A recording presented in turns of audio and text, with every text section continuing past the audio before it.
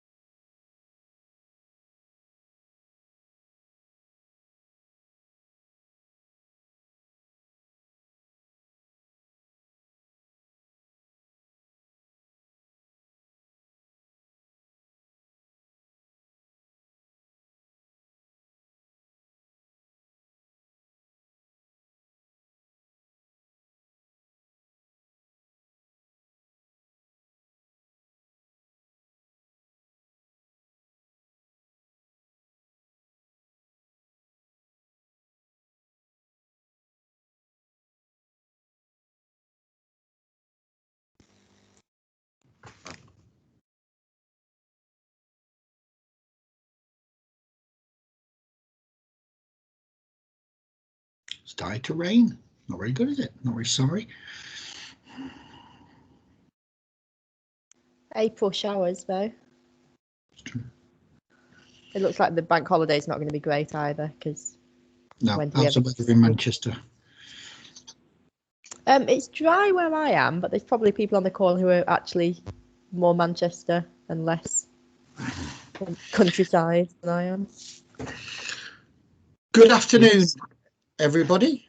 Welcome to the second half of the Welsh Benchmarking Day. We had a really good session this morning. Lots of emails. People thought the date was great and want to know, how they can use it. So that's great. I know some of you are attending both sessions. So this is the adult focus on adult and older adult part of the event. So welcome. Some benchmarking, some housekeeping first. We will be recording this session.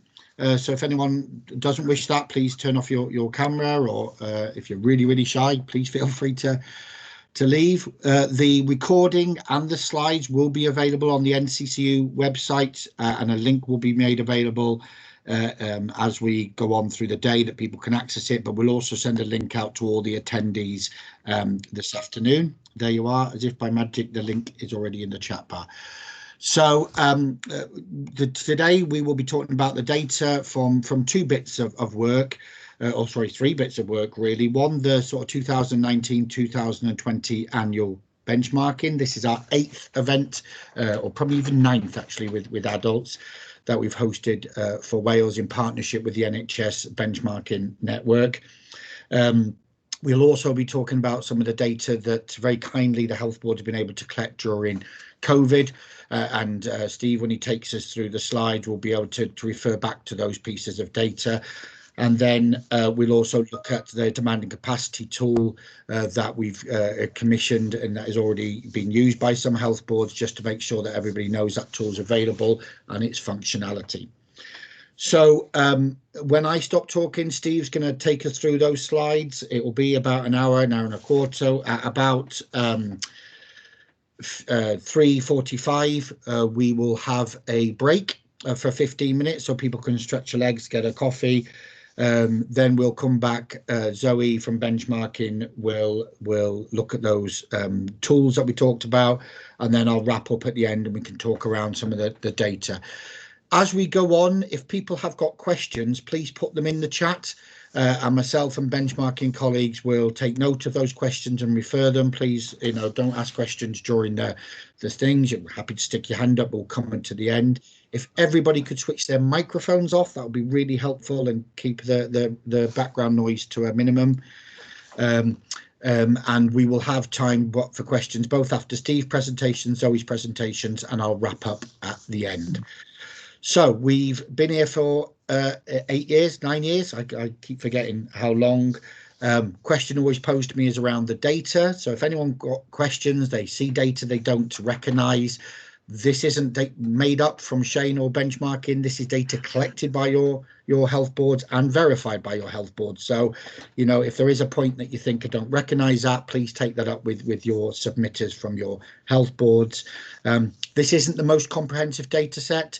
You know, this is a snapshot and there's far more available, as Steve will talk you through when he starts his talk. So there's lots more tools that we want to use.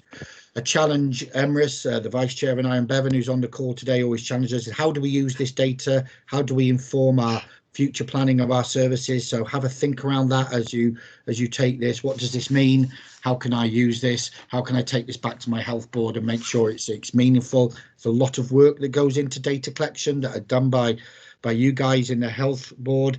So, you know, we don't want that to go to waste. We want that to have as much use as possible. So has anyone got any questions on the format? We'll try and be as entertaining as possible, but we will not be doing any singing, dancing or musicals. You've got a 3 Mancunian, so you're very lucky people today to have 3 Mancunians people. It's almost like a Christmas come early for my Welsh colleagues. So I'm going to hand over to Steve Watkins, the Director of Mental Health and a good partner of Wales, who's going to take us through the first set of benchmarking. Thanks, Shane. Good afternoon, everyone. What a fantastic introduction there from Shane. So Manchester comes to Wales for 1 day only, and we have some data to share with you. I hope it's helpful. I'd just like to thank everyone for joining. Thank Emrys as well. Emrys, I remember the event last year, or maybe just over a year ago at the All Nations Centre, where we had a really lively discussion with people. And I hope we can build on some of that today. Just to note that, as Shane said, there is a full Benchmarking Network mental health team here today. So I'm joined by my colleagues Zoe, Alex, Ellie, Kat, Janet, Alison and Paul as well. They're all available in the chat, so if anyone does have any questions as we go, please make use of it. And the purpose of today is really just a chance to hear the headline findings from the adult mental health benchmarking. Those of you who attended the morning session, you would have heard some of the preamble on this, but it's always a big day for us, this, because you know, we can talk about that Wales story. I think it probably is 9 years, Shane, since that first event, and that was also at the All Wales Centre. But I remember yourself, perhaps Julian and Sean and others from NHS Wales, as we sort of tried to tell that first story. And of course, what we didn't have then was Wales firmly contextualised with the rest of the UK and wider. So we have more data now, and hopefully the story has become that bit richer as a result of that. And we've been fascinated actually to see the Wales story evolve over the years. So this morning we talked about the CAMHS story, which is one of accelerated demand. But I vividly remember that first session where we talked about older people's care in particular, and the bed base that NHS Wales had at the time. Some elements of that story are still there, but we've also seen some great developments in Wales services over the years. And I hope you find today helpful. I mean, it's very much a baseline position pre-COVID that we'll be talking about for most of the big data metrics, but we will also talk about the COVID story. And we're especially grateful that the health boards all provided monthly data each month during COVID, so that we've been able to track what's been a very volatile story on a monthly basis. So Zoe will show some of that on the modelling session later, but I'll also show you some brief highlights about admissions, bed occupancy, length of stay, etc., as that changed during COVID. And also some really big ticket indicators like the number of people on community mental health team caseloads and how that changed during COVID as well. So it's a bit of a mixed story today. I hope it's useful, and you know, we'll try and tell that story vis the rest of the UK as well. Okay, so I'm just going to load my presentation, and as I do that, I'll maybe just reaffirm some of the highlights that some of the housekeeping highlights that Shane mentioned. So hopefully that is shared. Are we there, Shane? Is that okay with you? Yeah, fantastic. Okay, so if people can stay on mute, use the chat function though. So Shane's there, the rest of the NHSBN team are there. If you need to drop in and drop out over the next 2.5 hours, that's absolutely fine.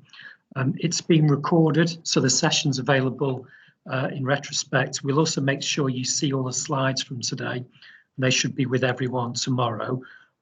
If you want to get involved on Twitter, we do have a mental health hashtag, which is hashtag NHSBNMH. So hashtag NHSBNMH if anyone wants to put any observations up on Twitter, and the team will be monitoring that hashtag as well. So I hope you enjoy the event, and what we're going to take you through, probably about an hour and a quarter's worth of findings.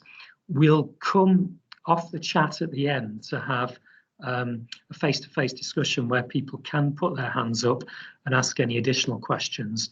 And then after the 15-minute break, we'll come back to see Zoe's demo of the COVID monitoring and demand and capacity tools for Wales. And then we'll come back to Shane for those final wrap-up thoughts at the end.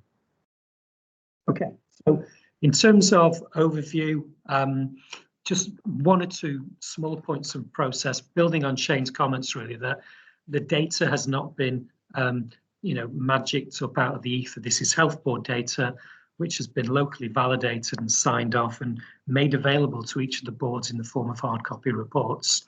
And we'll go through the findings. We're going to start those findings with issues about service user profiling. This is brand new for this year. It's the first time it's ever been trailed. And we're going to look at gender, and we'll also look at ethnicity. And there are some issues there on both those fronts to be aware of. We'll then start with inpatient care. Within inpatients, we'll stratify the findings in terms of adult acute services first as the largest bit of the UK bed base. We'll then talk briefly about older adult care. We'll look at the workforce. We'll look at some quality metrics, and we'll cover community-based services, and then also some elements around money, safety and quality. So I hope it's useful to everyone. There's a lot in here. And for those of you who've attended the event in previous years, I think hopefully there'll be a useful continuity thread as well on some of those stories that have been evolving for a number of years. So just a reminder, a plug for the benchmarking network, but obviously it's UK membership-based organisation. It's actually the 25th year anniversary of the benchmarking network this year, founded in 1996. It used to be called the NHS Benchmarking Club for Health Authorities, but I vividly remember organisations like Gwent Health Authority being founder members of the organisation actually. So there's a long history here with the NHS in Wales. We have about 250 member organisations at the moment. We cover all aspects of healthcare. So the health boards also provide substantial amounts of our data to our acute projects, things like outpatients, operating theatres, managing frailty, emergency care. The health boards are also fantastic, reliable contributors on the community healthcare front, all get involved every year. And then on mental health, LDASD, with the help of Shane and other advocates in across the NHS in Wales, we've also managed to secure this absolutely firm position for Wales in terms of all boards being involved now for many, many years, actually. So there are 15 core projects in the programme each year. We have about 10,000 or so active users of the website. Large number of people from Wales use the website on a daily basis. And each year we publish about 25,000 different metrics, and over half of those relate to the mental health and learning disability domain. So these are the outputs that the boards get every year. So there is an interactive toolkit, which for adult mental health services, I think spans to about 11,000 different metrics in that toolkit. So you can explore any bed type, you can explore any kind of community team as well. And you'll find at least 250 metrics on each of those subspecialties, if you like. Each board gets a bespoke report each year, They're about 100 pages long on the adult side, and we look at 100 headline metrics there. We have this summary dashboard where you can chart at a glance where you are in terms of the main highlights. And then the last bit here is really important. We've developed this really solid body of data now over the last 9 years, where we can really chart the story for the UK and then for the NHS in Wales within that. And although the changes are very difficult to spot year on year, when you take that 9-year longitudinal position, you've got a heck of a story actually, which materialises, and we'll be talking about that story today. These are the rest of the team. They're all on the chat. So we have, from the left, we have Zoe, we have Kat, Janet, Stephen, we have Alex, Ellie, Paul and Alison, all here to help today. So in terms of the evidence base we're using to develop this story, this year we had 72 data submissions. Remember, this is the year end 2019-20. It's largely pre-COVID. If you remember, the UK-wide first lockdown happened on the 23rd of March. So we've got 8 days of that financial year, which were under those lockdown conditions. Although in truth, probably for the 2 weeks before, services had started to wind down and reshape to some extent. In terms of participation, we've got 100% of statutory mental health trusts within England taking part, 100% of boards within Wales, also 100% Northern Ireland. We've got some representation from elsewhere in the UK, so from Scotland, we've got Greater Glasgow and Clyde Health Board. They're the only health board in the core data you'll see today. Although I think, as I mentioned at this morning's CAMS session, we're absolutely delighted that the Scottish Government have now agreed for all health boards to take part on an annual basis in this project. And we did just complete the first ever national mental health stocktake for Scotland, which we published the day before PERDA started actually in Scotland. And we had a great conference chaired by the Scottish Minister for Mental Health, who is a former perinatal mental health nurse actually. So it's great that all 4 UK countries are absolutely behind this now.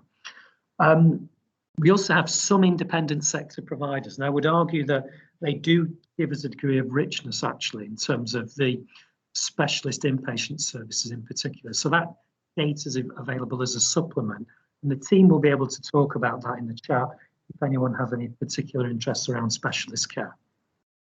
And then this is just the final adjunct here, this COVID impact analysis. So pretty soon, actually, after the 23rd of March last year, we decided with our mental health reference group that actually we need to do something to keep an eye on mental health services under COVID. Obviously, most of our projects are big annual projects, but clearly COVID was going to introduce this extraordinary disruption to services. So what we did is we initiated this monthly collection, which began in April last year, so that we could chart what we knew would be a bit of a roller coaster ride. So that's been in place for a year now, and Ellie in the team is just finalising those March reports, March 2021 findings reports, which will actually track that 12-month cycle of COVID. I think they're going to go out to health boards on Friday, but Ellie, if you encourage her, might put 1 or 2 sneak headlines in there as we go. But we've kept an eye on it basically. And there's 3 elements to the story. Clearly, there's disruption, there's recovery and service, and there's also service transformation. And we'll reference those as we go through the presentation today. So we're going to start today's headline findings by looking at service user demographics in terms of the people in contact with services. Start with ethnicity. This is incredibly important, and it's incredibly important because clearly in healthcare we value people, we value all people, and in mental health there is evidence of some institutional bias in terms of how people experience care. We picked up this on the CAMS project earlier this morning with evidence that a lack of inclusivity in CAMS services about who accesses services. And we actually have the inverse on adult care, where we have significant overrepresentation of people from BAME backgrounds in the most acute and restrictive end of services. This will become clear when we look at the data in a second, and we'll also talk about the implications of this for the NHS in Wales. So This is the all-age data profile for the population profile of England and Wales, highlighted in that first column. So what this tells us is that 84% of the all-age population are identified as being white or white British, 4% are identified as being black or black British, 8% as Asian or Asian British, and 3% of people who identify as being mixed race. What you can see in the next column on community caseloads is all of the people across the UK in terms of the breakdown of people on CMHT caseloads. You can see that it broadly approximates that wider England and Wales split. There are one or two differences, so fewer people of mixed race, more people from other ethnicities accessing services. But look what happens on the next chart when we look at inpatient admissions. We start to see a skew within the data. So there are more people from BAME backgrounds who are admitted to inpatient care. And it's particularly evident there for black and black British people who are more than twice as likely to be admitted to inpatient care. And then this reaches its peak actually in the final column there when we look at the people who were detained under the Mental Health Act in adult inpatient services. So you can see what happens with the white and white British population there. They become less evident in terms of people who were detained, but people who are black or black British are detained at more than 3 times the rate of their overall prevalence within the wider population. And people from mixed race backgrounds and other ethnicities are also more likely to be detained under the Mental Health Act. So this is important because it tells us something about service inclusivity. It certainly tells us about overrepresentation at the most acute end of the spectrum. So why is this? You know, we need to reflect on the reasons behind this. And certainly from a patient and service user experience end, we have a story here, which is that services are being experienced in a different way for people from BAME backgrounds. And we clearly need to reflect on the fact that people from BAME backgrounds experience more adversity in their lives at all stages of their lives, and their experience under the Mental Health Act is just part of that story. So I'm going to build on this. I hope this is okay with everyone, and this is still a UK position now. I think the point I need to make here as well about this being a UK position is that we didn't get data that was robust enough from individual health boards so that we could actually profile this data on a Wales-specific basis. We'd really like to do that next year if possible, but I think what it does is it puts the onus back on health boards in terms of being able to confidently and robustly record the ethnicity status of all service users and how they experience care. Okay, so this position we have now is being shaped to some extent by the England story. But what we did find is that 98% of the mental health trusts within England could confidently profile patient ethnicity actually. So that there's maybe something of a data quality point there for health boards going forward. Anyway, back to the chart. I hope this chart visualizes things as clearly as we need to on this one. And it's quite a shocking story actually. That clearly the population profiles we looked at on the previous chart have not changed. And if you look at that England and Wales population profile there, with 84% of people being white British and 4% of being black or black British, look what happens in terms of the profile of people who are admitted to mental health care. So even in acute mental health care there at the top, we've got black British people being twice as likely to be admitted. PQ, they're 4.5 times as likely to be admitted, and it reaches its peak really with forensic care. So if you look at medium secure care there, you've got a 6-fold overrepresentation of black and black British people within secure mental health services. So the degree of skew is astonishing. It's also evident in low secure care, in high secure care, and in long-term rehab as well.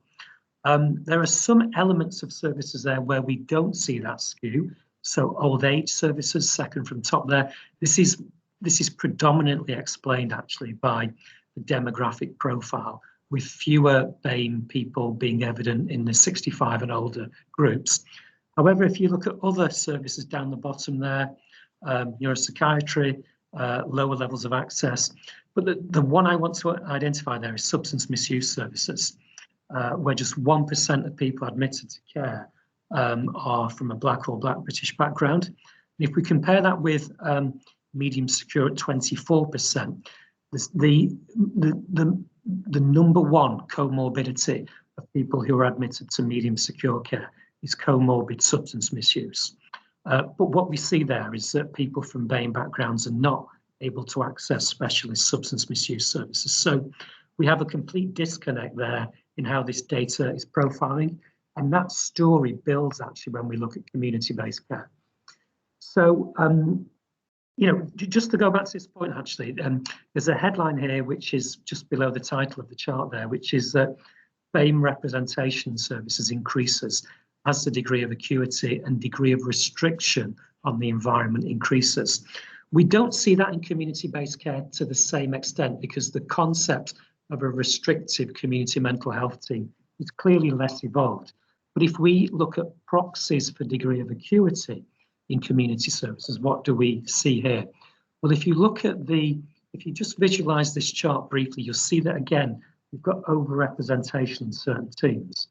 And what are those teams? Well, it's the assertive outreach teams, it's the early intervention in psychosis teams, it's the forensic teams, it's the long-term rehabilitation teams. So we think the argument that we made on inpatient care holds good, actually, that the most acute community-based services also have the most overrepresentation from BAME people within.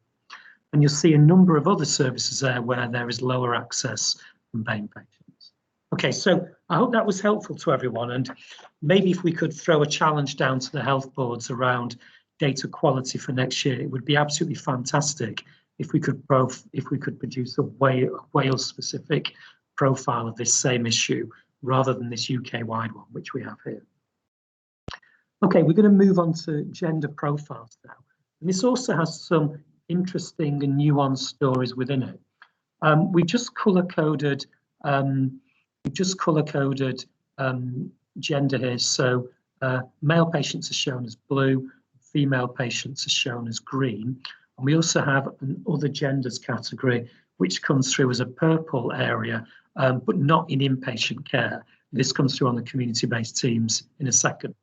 So if we look at the gender patients admitted to services, maybe start on the acute admissions on the left-hand side. This is probably what we'd expect to see, with a slight skew towards male patients rather than female, 55 to 45 split. However, a really interesting one in the next bar in terms of older people's care. We know that there are more women in the older age groups, but we see more men admitted to specialist older people's care in Wales. And actually, Wales is the only one of the 4 UK countries where this takes place. There's a clear female skew with the other 3 countries. PICU as one of the most acute admission environments, again, 2/3, 1/3 split in terms of males, and also evident in terms of long-term complex and rehabilitation care there on the right-hand side. So we have some interesting nuances there, but they play out in a much clearer way when we look at community-based care. Again, remembering that most people get their care in the community. So we've got each of the different kinds of community teams here, and what we see is that there's a broadly even split on generic teams. Interesting that more females accessing crisis care, more males accessing assertive outreach services, and certainly first episode psychosis services there. Assessment and brief intervention services, so those that might provide rapid support for common mental health problems, anxiety and depression, are more used by females. Forensic care more used by males. Eating disorders, not surprisingly, but very clearly skewed towards females. And then we've got the old age CMHTs coming through there, so older people's teams and also memory services, where we do have that expected 60-40 split actually between men and women. But remember, that's not what happens on the inpatient care, which is interesting. And maybe another point to mark out here, the purple area of the chart, this is the first time in the first year that we've seen other genders being recorded and being defined and being profiled within the overall caseloads. That's the overall demographic profile. I hope that was helpful. And this is the first time this evidence has been made available on a UK-wide basis. What we're going to do now is we're going to have a look at, we're going to start with beds, and we'll look at the overall bed profile for the UK and then Wales within it. So what we've got here are the 12 major inpatient subspecialties within mental health. And we're showing the UK-wide position there as green infographic areas within the area of each chart. We've put Wales there in red, shown in brackets, so you can test Wales' profile against the rest of the NHS. And there are some interesting differences for Wales here. So if we look at what we might define as the acute specialties, if we agree that old age admissions fall within that definition, what we see there is that the adult acute beds, which are typically the largest single category of beds, they're certainly the largest UK-wide. But remember, in Wales, we've got a lower share of the overall bed base being attributed to acute care.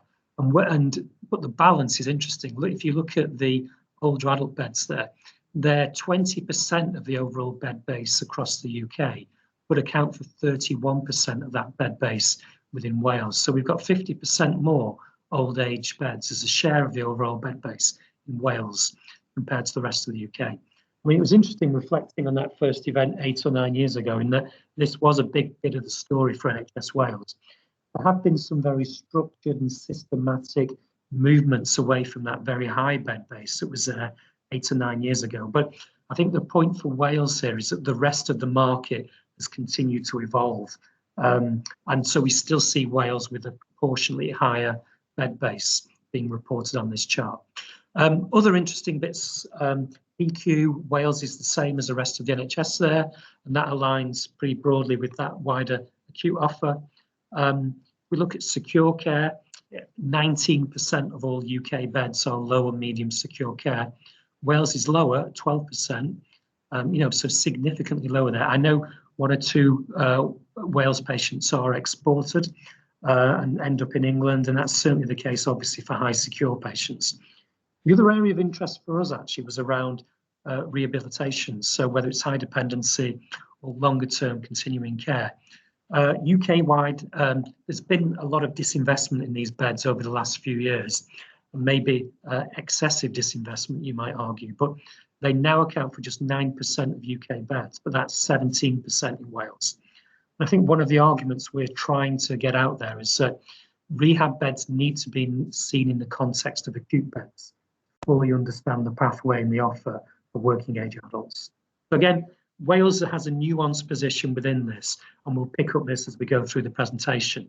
Although in absolute terms, it's interesting that there are now more older adult mental health beds in Wales at 409 than there are adult acute beds.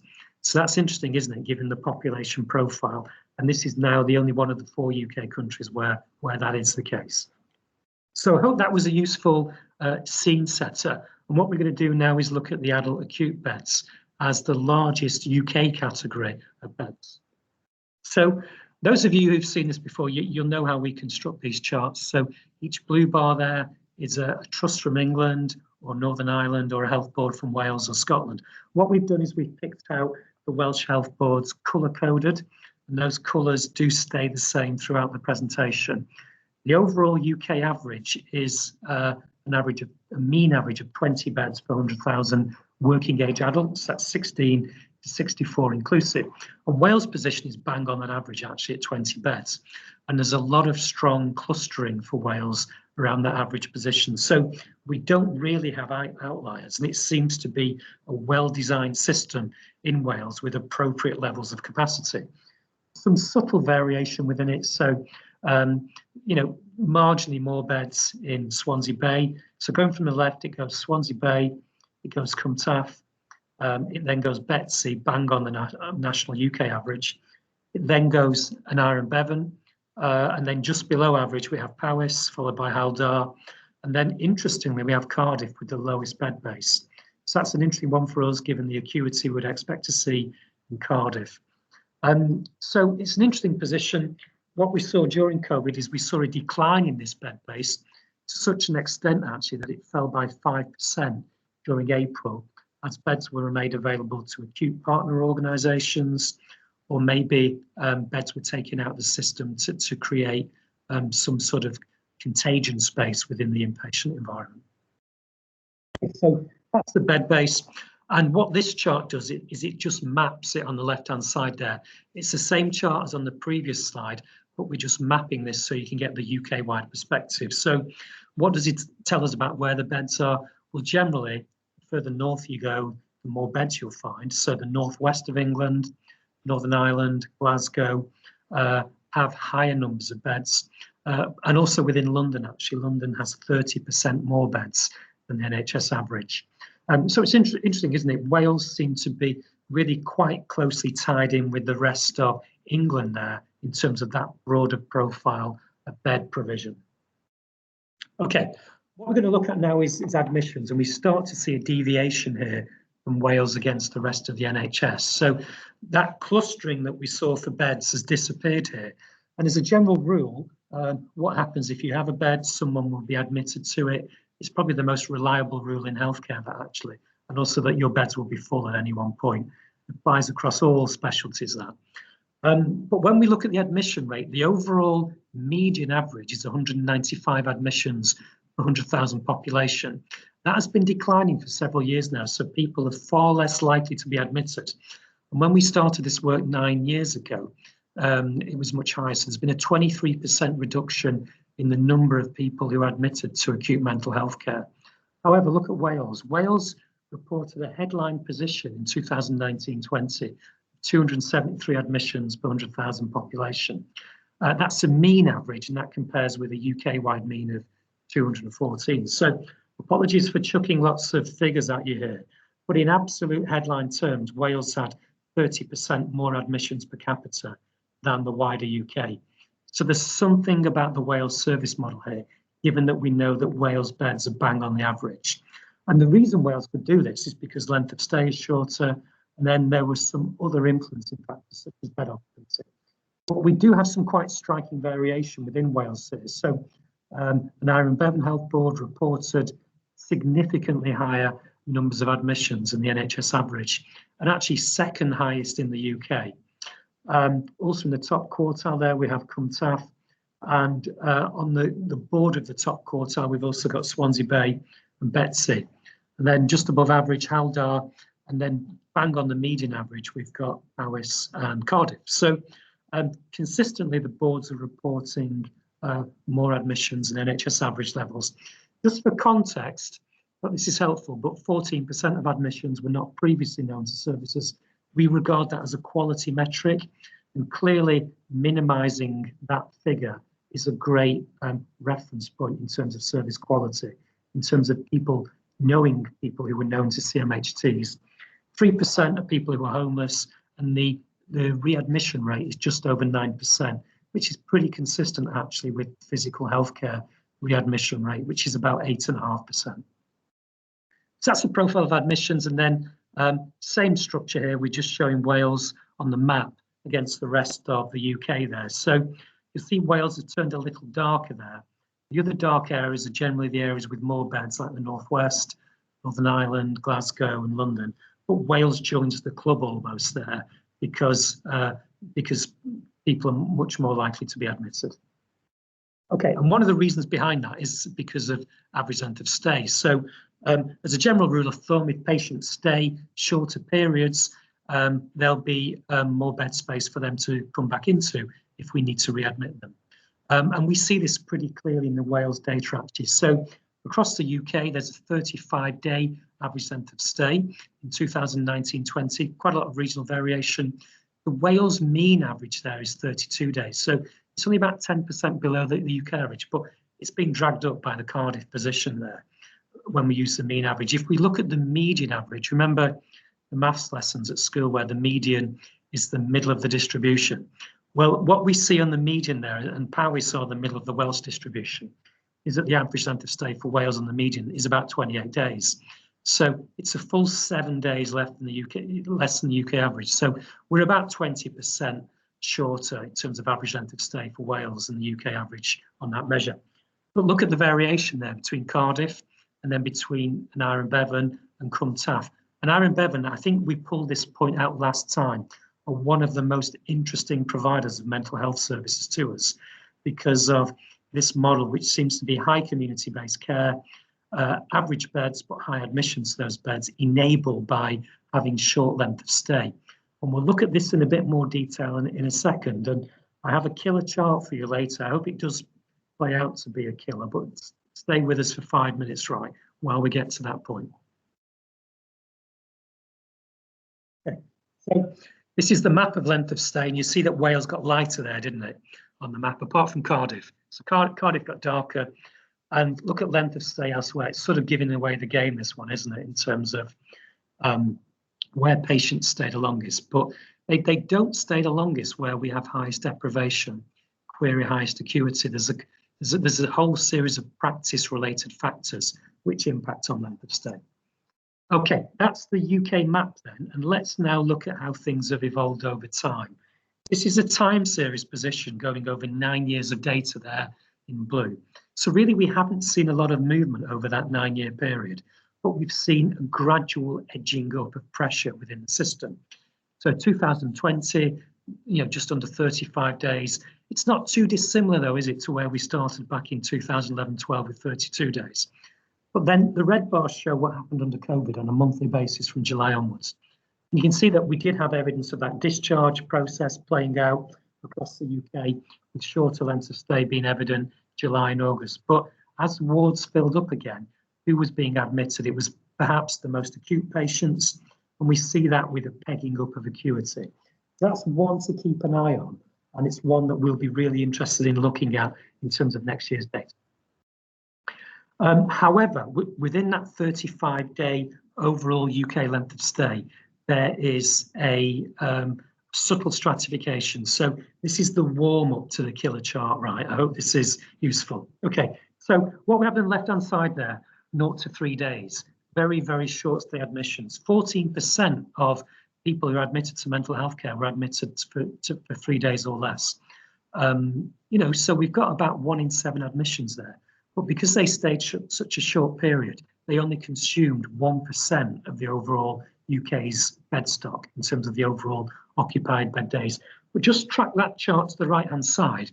And what do we see at the far right-hand side? These are the long stay patients, so patients who stayed 90 days or longer. And this is our definition, which we worked up with the Mental Health Reference Group. But 8% of UK mental health admissions consumed 43% of all the bed stock. So there's something about how we might optimize this group of patients to really get appropriate flow through the UK's mental health bed stock. Remember that mental health bed stock across the UK is about 25,000 beds. So it's highly material what happens in these beds. Okay, so this is the killer chart. Sorry, I shouldn't have referenced it, should it now? You're thinking, why is it so great? Okay. Right, there's a story for Wales here, right? Remember the UK data, 8% of admissions equals 43% of overall consumed bed days. Well, Wales is worse, actually. So that the notion of long stay, super acute, query stranded patients is shaping the use of that bed stock across Wales. So even though Wales acute bed stock feels about right, 20 beds per 100,000, we're finding that 6% of the patients admitted to those beds are accounting for 43% of those bed days. So sorting and optimizing these patients is absolutely critical in terms of the shape, the nature, the flavour, the quality of that inpatient care offer across the whole of Wales. Okay, so that's where Wales is starting from. And what we've done is we've drilled down into the health board specific data. It was quite a difficult ask for health boards, so only 5 of the 7 could actually give us this data. But let's see how each of them is positioned. Remember the data, 8% UK equals 43% of bed days. Wales, 6% of patients, 43% of bed days. Who does best? Okay, and Aaron Bevan do best. 3% of admissions stay 90 days or longer in Aaron Bevan. They still account for 27% of the bed stock. But this maybe goes some way to explaining why AB have got such good flow and such good access to care, because relatively few patients are staying 90 days or longer. So there's more bed stock available for other patients. And look how the other boards are being query compromised by this position here. So all of them are 43% or higher, and it reaches its peak with Powys at 56%. But Swansea Bay are also significantly affected by this, as are Hywel Dda, with more than half of the bed stock being consumed by patients who stay 3 months or longer. We did a lot of detailed work on this one actually with a number of English regions. So we have a complex patients product which we're now using in, well, we've used in the northwest, southeast, northwest of England, southeast of England, southwest as well now. And what do we find when we analyse these patients who stay 90 days or longer? There is a bit of a story about them. And the story goes, they're actually a bit older than we might expect, mean age of about 50. They've got several previous admissions. Number one comorbidity, substance misuse.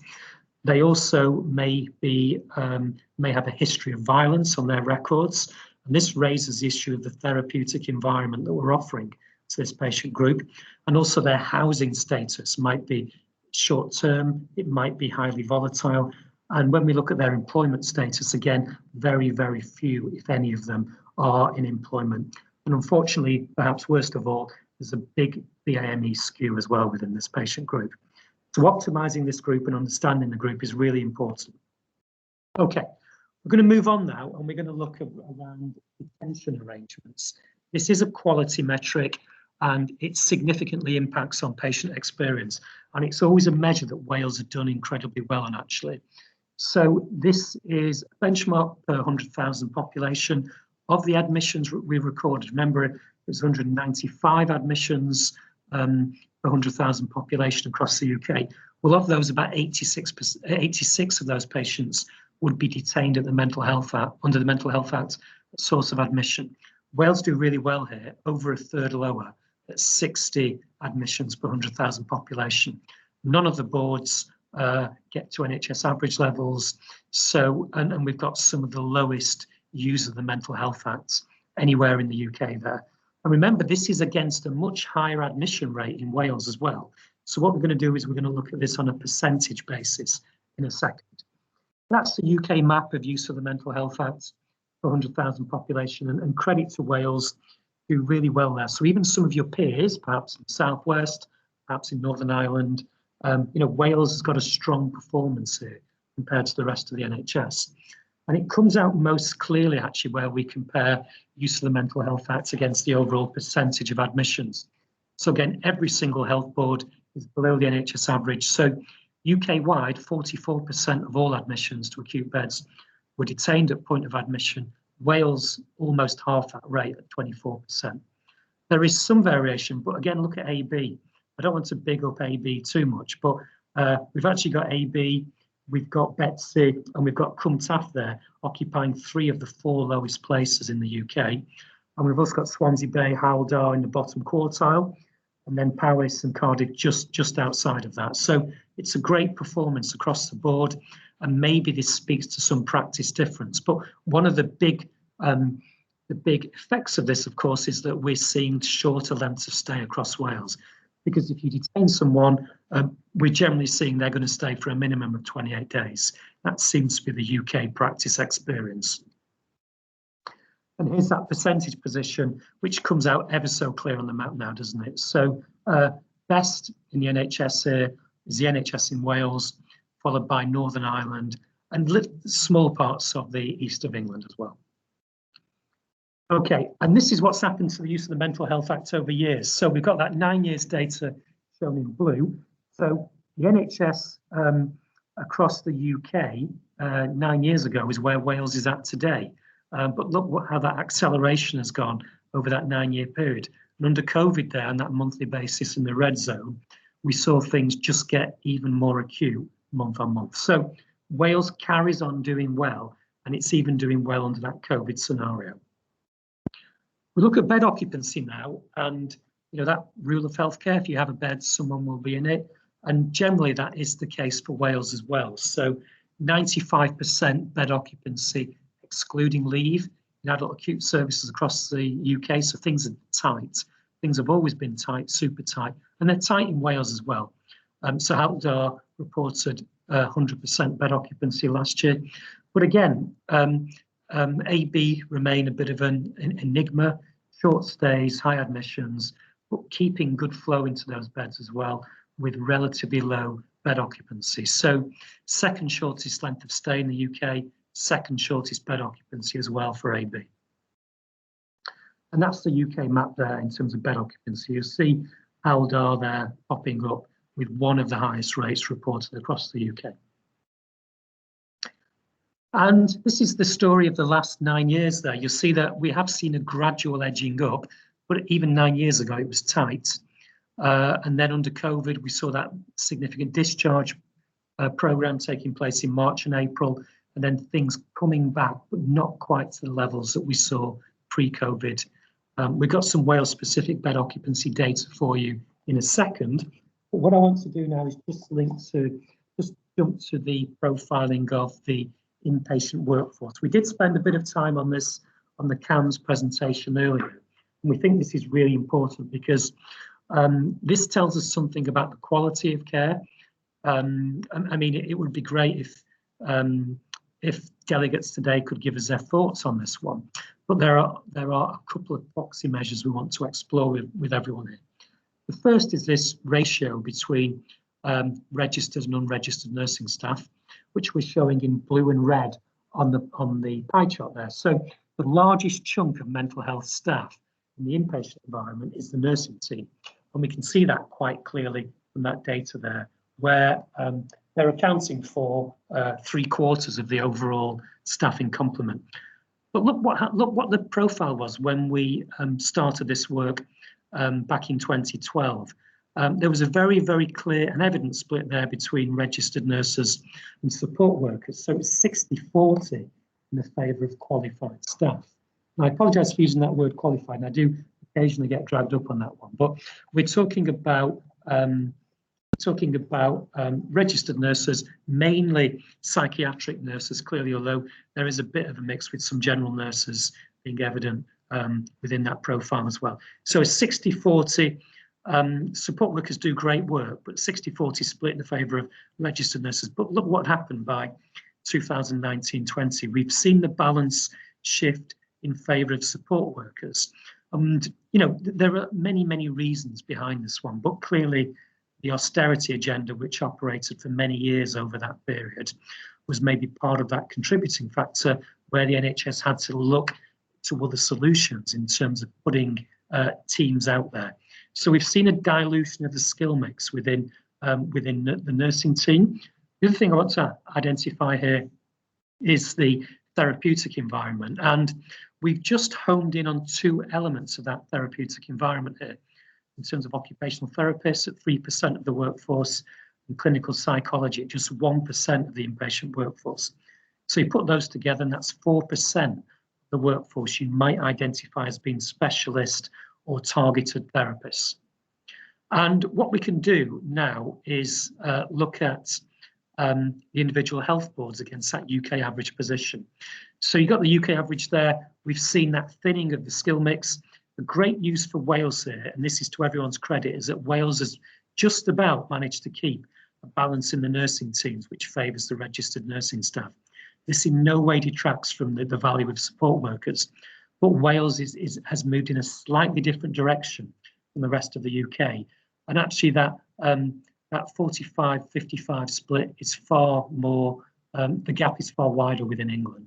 I think that's pretty clear.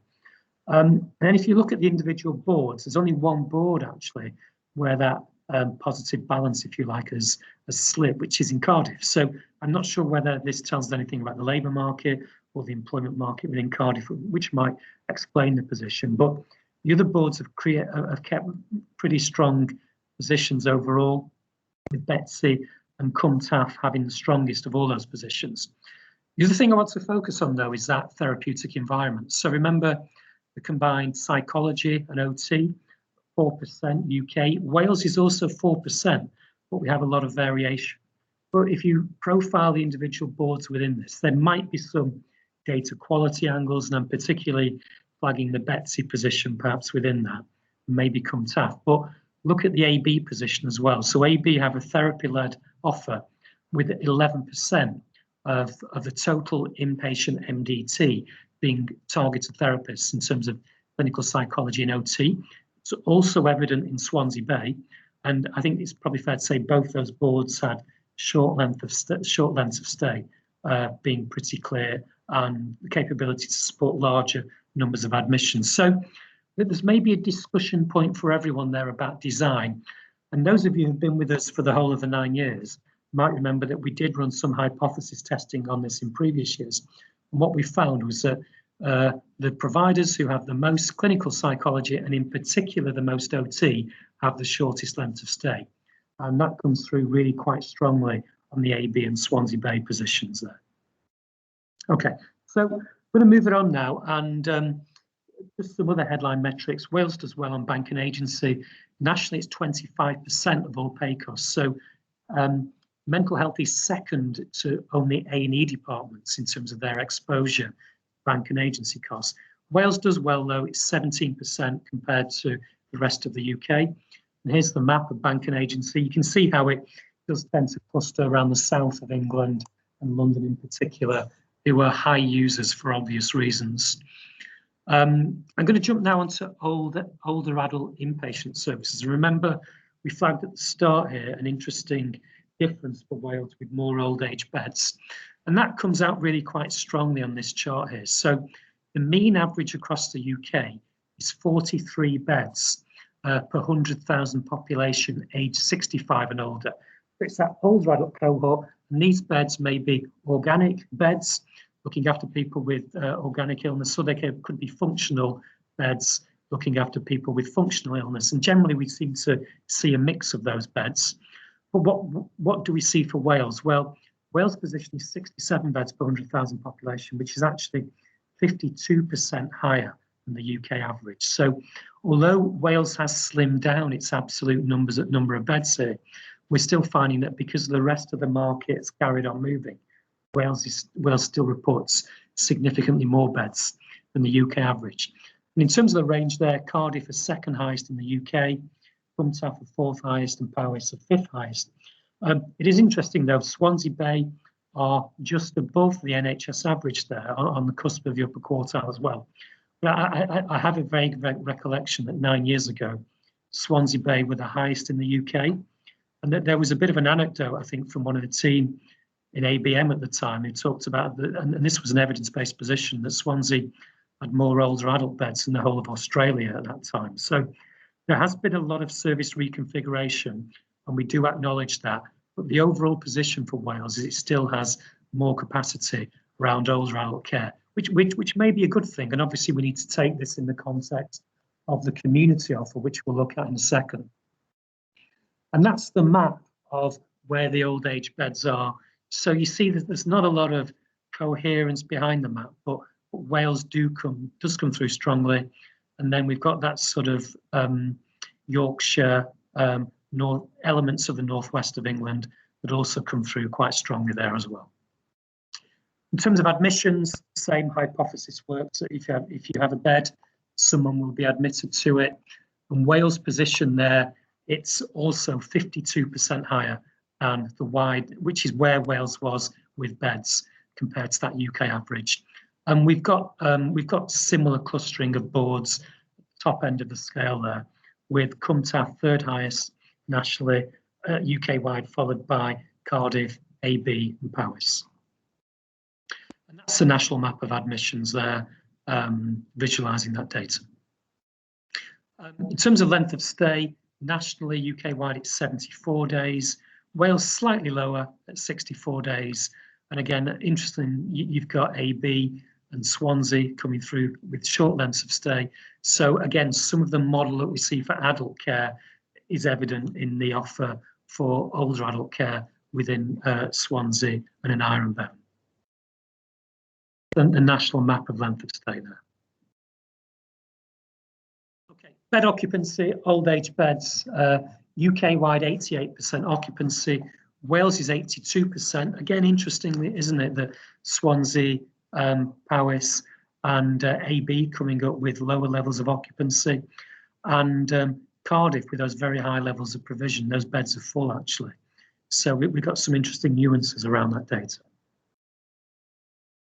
And there's the national occupancy map. We'll have a quick look at wider bed occupancy, and this is about COVID. So the way these charts are structured, we're looking at some of the bigger mental health specialties here, but each one of those pastel colours represents a month from June till the end of February in terms of what monthly bed occupancy looked like across Wales. The red dots show the steady state pre-COVID position.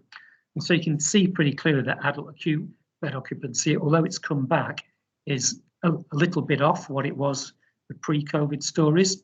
Old age has come back to round about those levels, but remember, it was only in the low 80% pre-COVID. PQ has come back quite strongly, and in 1 month, actually, I think that might be December, was way above the historic rates. You can see how secure care has fared. Rehab beds have actually filled at a higher rate than they were pre-pandemic, and you can see there's quite a lot of variation there.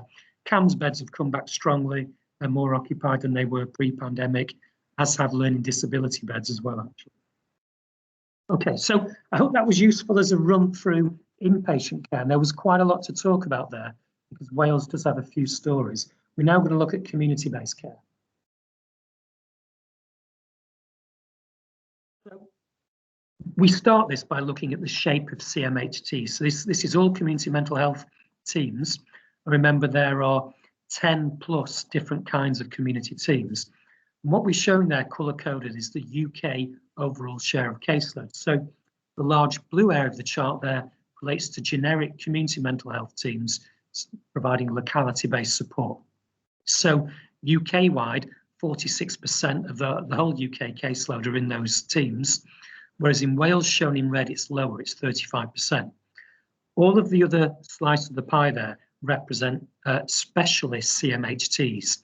So from assertive outreach there in that deep red, through EIP, through assessment and brief intervention. What we tend to see, certainly for adult services, is that Wales has fewer people in those specialist services. The one exception actually is perinatal, where Wales has got twice the caseload of the UK average. So credit to Wales for leading the way there. And obviously, we've now got the inpatient unit as well, which opened a few weeks ago. I think where Wales does differ, though, and this is what marks out Wales caseloads, is that Wales supports far more older adults on community mental health services than the rest of the UK. So that sort of deep green area are generic adult CMHTs, nationally 17%, Wales 19%. But the big difference is in that sort of purple area there with memory services. So support for people with dementia nationally accounts for 12% of all people on CMHT caseloads, but in Wales, it's nearly double that at 23%. So there's a story about older people's care coming through here, both in the beds and also on the community caseloads.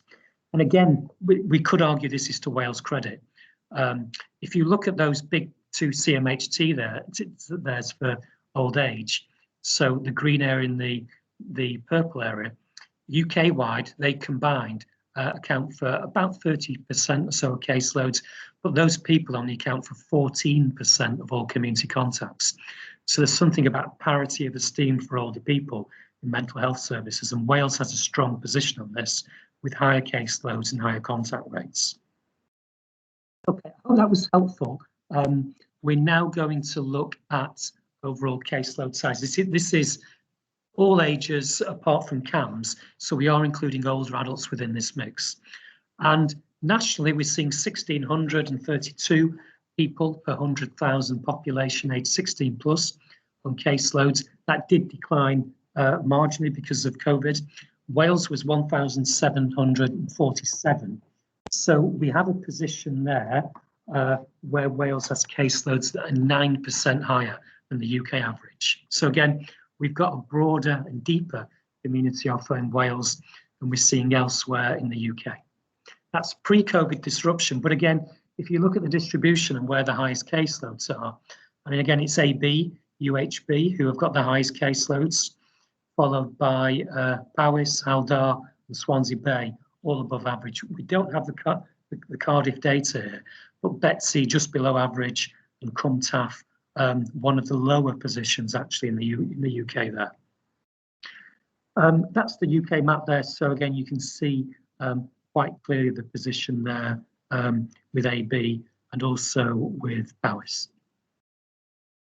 This is what's happened to community caseloads over the years. So the blue area, caseloads have not grown actually, despite lots of concerted national strategies which have targeted areas such as first episode psychosis, maybe crisis teams, and certainly perinatal. We have seen growth in those areas, but the generic community offer has perhaps suffered over the years. And we see a marginal decline over the years on the blue area there across the UK. And what did COVID do? Well, it really disrupted services so that we did see a decline in caseloads. And they reached their bottom level during May. So in May, we were over 10% down on the historic levels. We've seen some recovery since then, but we're still down. I think we're about 7% down at the moment.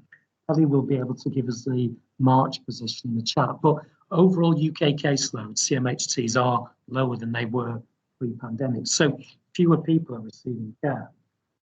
And when we look at contact rates, I mean, again, there's a bit of a data quality issue here. We've gone from 7 boards to 4, but those that we do have, and this might explain why Wales is reporting lower contact rates here. We've got Powys and Haldar in the lower quartile, and this is an arithmetic average we're producing here. So that will drag that average down. We've still got AB above average there in the top quartile, and Swansea roundabout average. It's the UK map here. You can see it's not as helpful because of the data gaps from health boards. Overall waiting times to access services averaged 8 weeks actually across the UK, refer to treatment, which is exactly the same as for physical healthcare services, if you take that broad sweep of hospital outpatient services. But you'll see that this is nuanced by team type. So the most rapid teams are clearly crisis teams and first episode psychosis. Also really pleasing actually at perinatal. It's got really quite good access there. And then at the other end of the scale, people tend to wait longer for generic CMHTs and also for memory services. We went through this chart in some degree actually at the CAMS session this morning, so I'll try and do this a little bit quicker than I did this morning. But what this is showing is really the other factor that played out because of the impact of COVID, which was that very rapid shift to non-face-to-face care. So if you focus on the blue area of the chart, what this shows is the historic rate of face-to-face care across mental health services. So the first bar on that blue chart shows that 81% of all care in 2019-20 was delivered in a face-to-face manner. So most care was face-to-face. It was really quite an exception that someone might have been contacted maybe via the phone or via Zoom or Skype or whatever. So most care was face-to-face. However, look at what happened in the early months of the pandemic. So by June, we'd had this really astonishing cliff edge change. So only 31%, less than a third of care, was now face-to-face. And we did have some elements of a recovery, which peaked in September, where we'd almost got back to 60% of care being face-to-face. But then as COVID started to spread again, as we clearly had to protect patients and protect staff, we saw things level off through that third national lockdown, actually, so that we'd settled down by February with just 44% of care being face-to-face. So we'll look at that in a second. 44% of care was face-to-face. So what happened to the rest of that care then? Well, it must have been delivered either by the phone or also via digital applications. And of course, a lot of the anecdotes around this is that we went digital. Let's look at that. This is actually Wales' digital position. And the first block here is adult CMHTs. So we know that 44% of care was face-to-face in February, but how much was digital? Well, if you look at the adult CMHT chart there, the final blue bar there is digital contacts and adult CMHTs. And actually only 5% of care was digital there.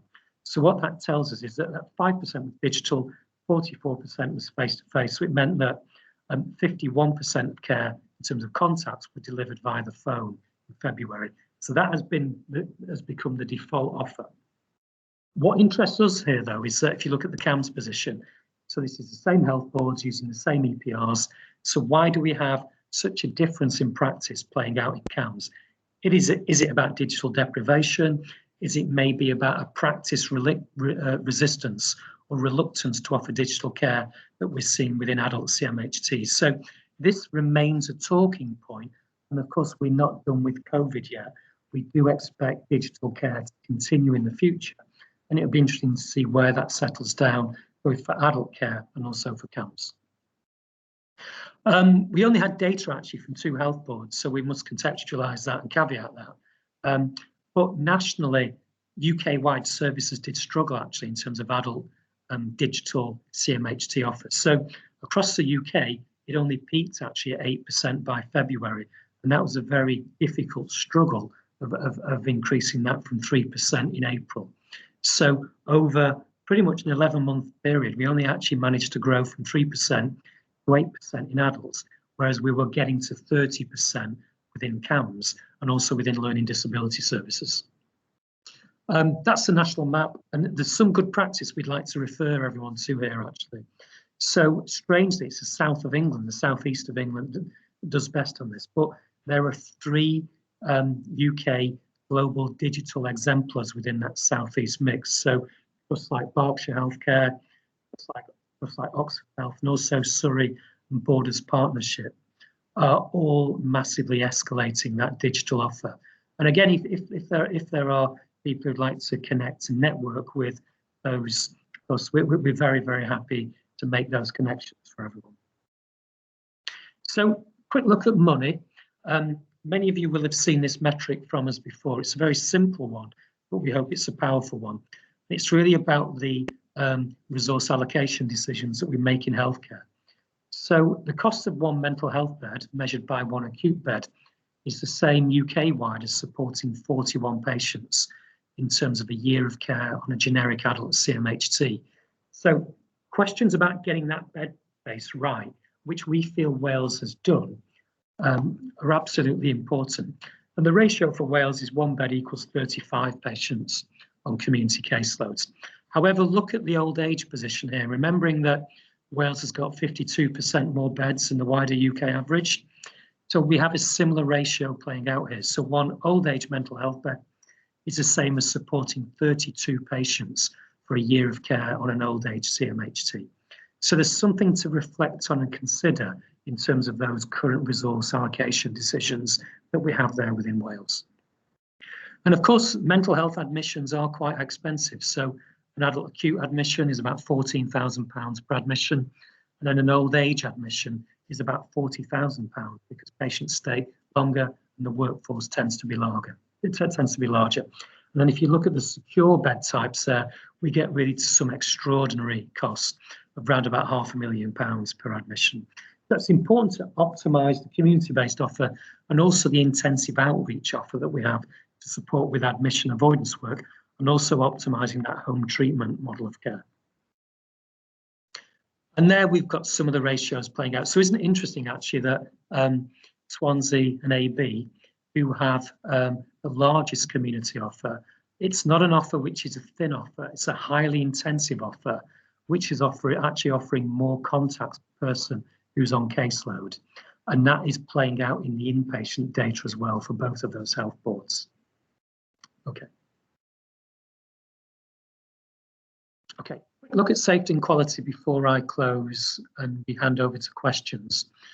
Wales has always done excellently in terms of its quality metrics around use of restraint. So every year we've done this, as Wales has reported numbers which are significantly below UK average rates. So last year there were 121 incidents of restraint in the inpatient acute environment per 10,000 occupied bed days.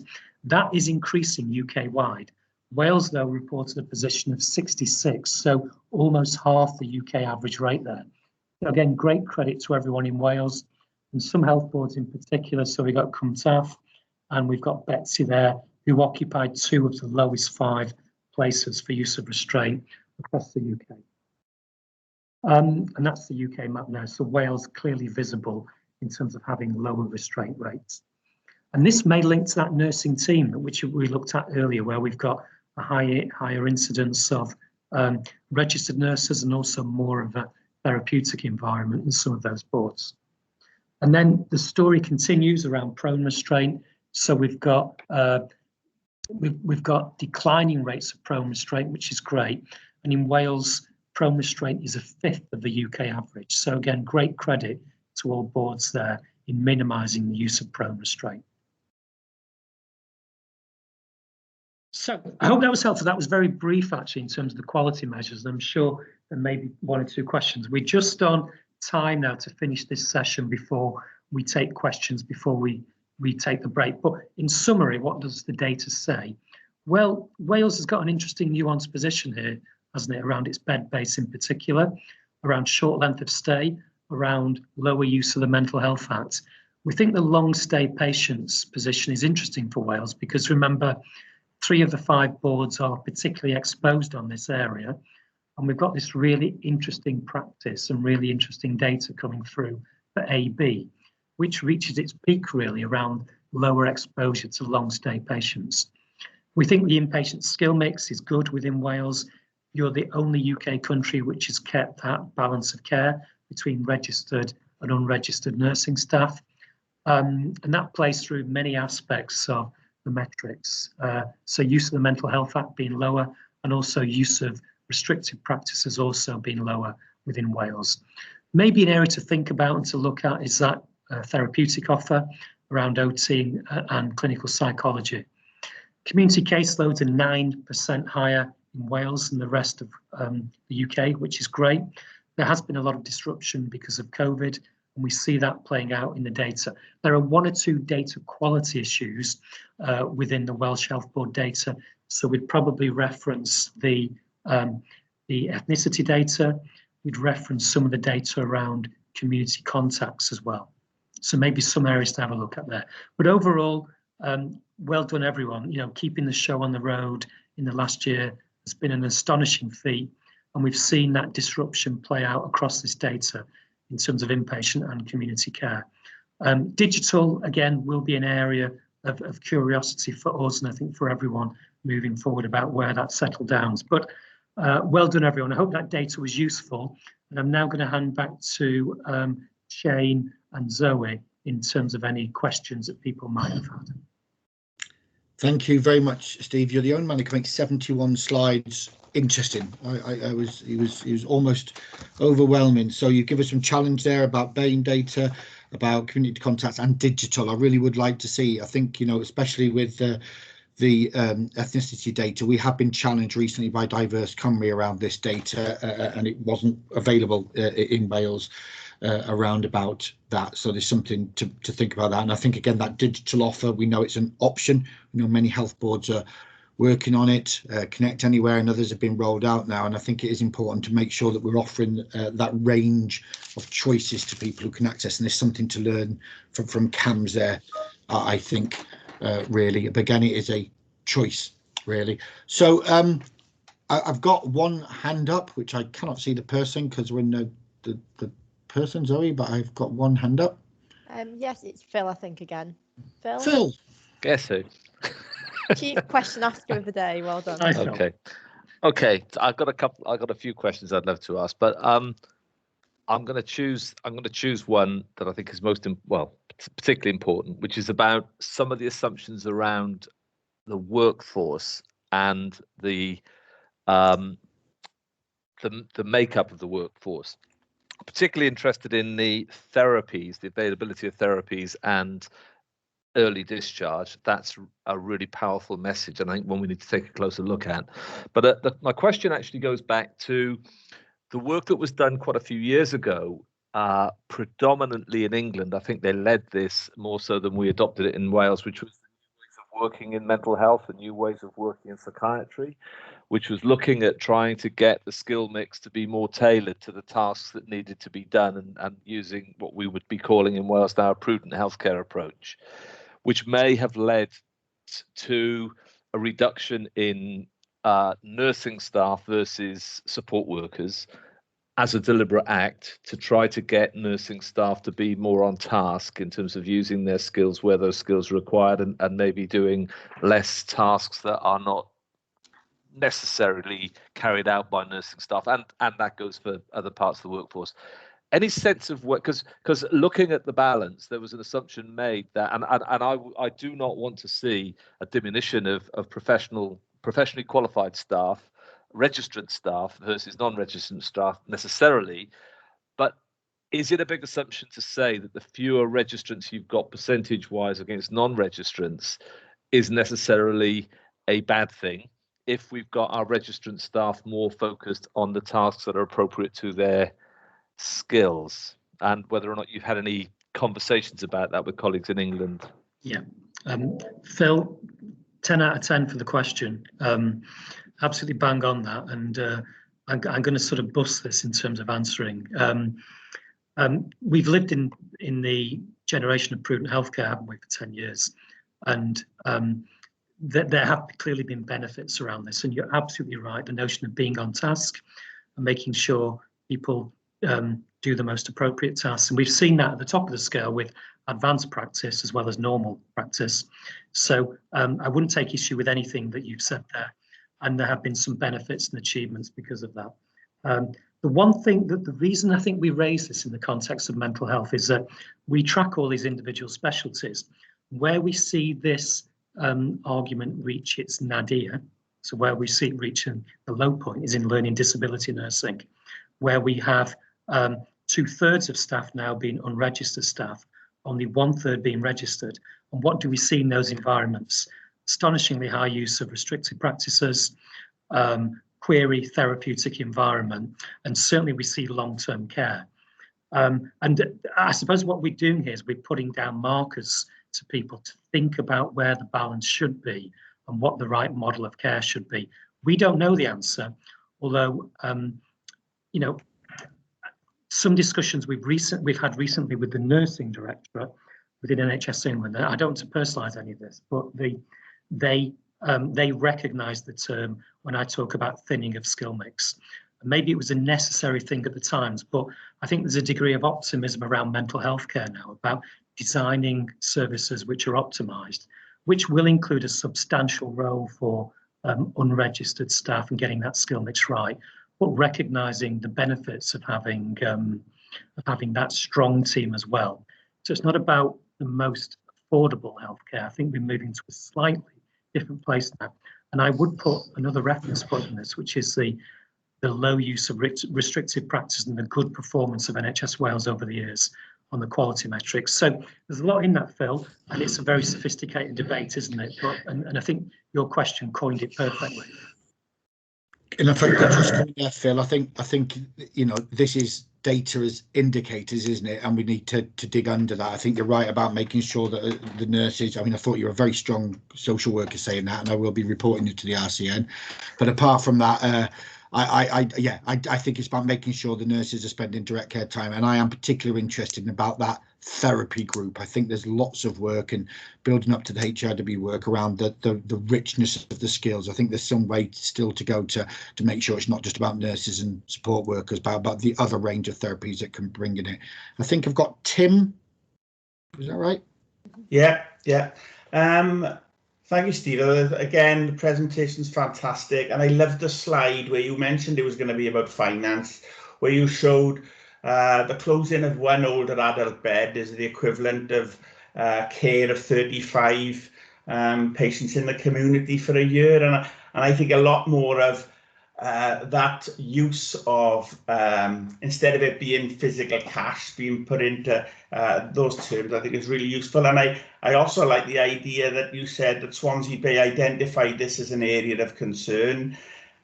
A couple of years on, you can see the progress has been made, and I think that's a lesson for all of us as a country now. I think we should be looking at, let's pick 4 or 5 areas that we're really going to look at, and let's look with excitement to what's going to come out next year, and we'll see those shifts in the right direction. But thanks for the presentation, it was good. Thanks, Tim. Cheers, Tim. And it was really good to see BCU stepping forward around about the stranded patients. Conversation we've been having with England and NHS benchmarking for a while now, but COVID took over because we were going to try and start some work last year, and we can feed that learning back through the the adult network with Ainsley supporting us. But I think it would be good for health boards to step forward, just like what Tim said there. Sometimes we just got to embrace it. We can work with benchmarking, we can work with English College, work through the methodology, and then make sure national services like the network can see what we've done and then share that across Wales. So we will hold you to that, BCU, for stepping forward. God, Emrys? Thanks for an excellent presentation, Stephen. There's lots to reflect on, I have to say, before asking perhaps more informed questions. So I apologise if my questions might sound a little naive without going through all the information. But there's a couple of things for me in relation to this, is that one of the things that we're aware of, obviously, is that the case mix of presenting in mental health services is changing.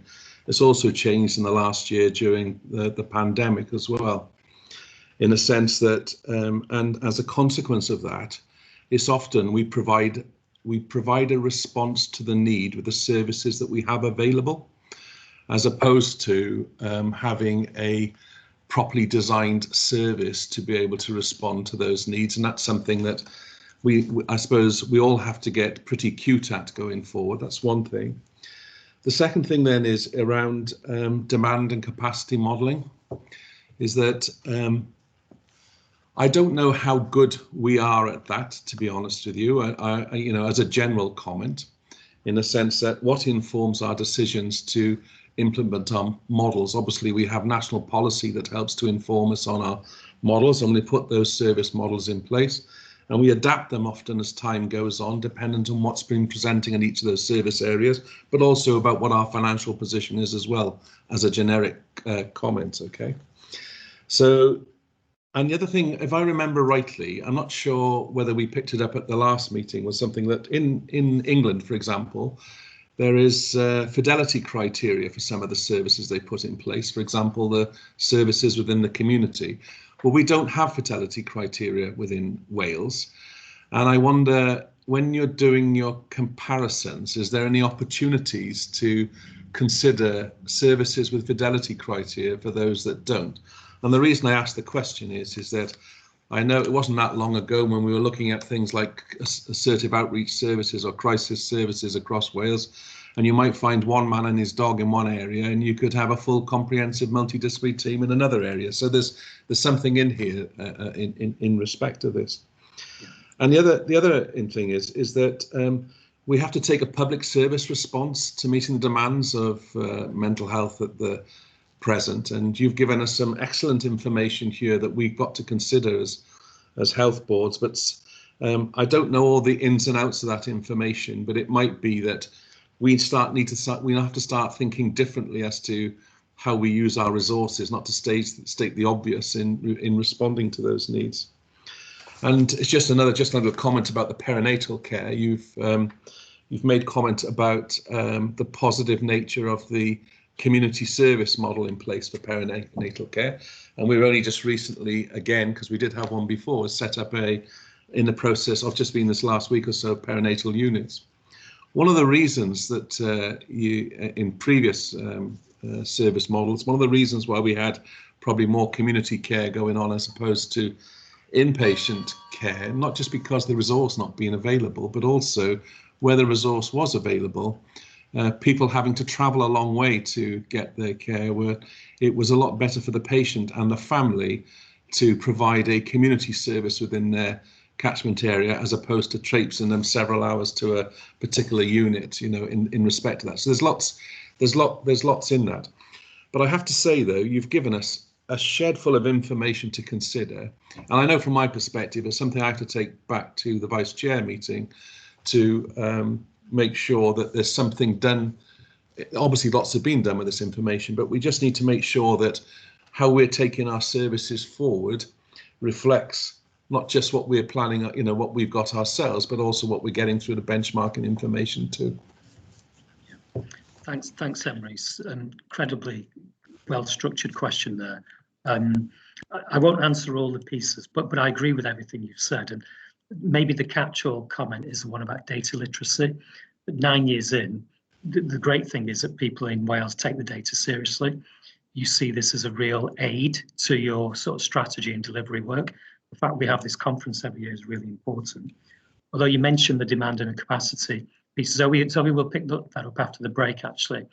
You were the first area of the UK to actually develop one under the COVID scenarios. So we ended up doing this work with London and the Southeast, but it was largely, a lot of this was formed by the thinking that emerged in Wales about 6 or 8 weeks earlier, actually. So Zoe will build on that. And maybe the point about fidelity is important here. Actually, you're absolutely right. We need to caveat everything we do here that there will be variation and differences. England does have some fidelity criteria, although we still see that one man and his dog in England as well as we do in Wales. And actually, assertive outreach teams are a case in point, actually, where they were in that first national service framework, which was produced over 20 years ago. There's only 13 of those teams left standing in England now. So they moved away because of austerity and they were subsumed within generic CMHTs. But one of the key answers to that long-term intensive patient group who we see on the wards now is what we might define as an assertive outreach model of care, where we can work with those people in the community. So it's interesting to see things come full circle. But thank you for the question, Emrys, and there was lots in that. Right. Excellent. Okay, so there will be an opportunity at the end of the session that we're going to break now for, and we're going to have a 15 minutes. You'll see a very scary clock put on your screens, and we'll come back and hear more about the demand and capacity modelling. So we'll see you all in 15 minutes. Yes, Tim, we'll put the slides up on the website and the recording.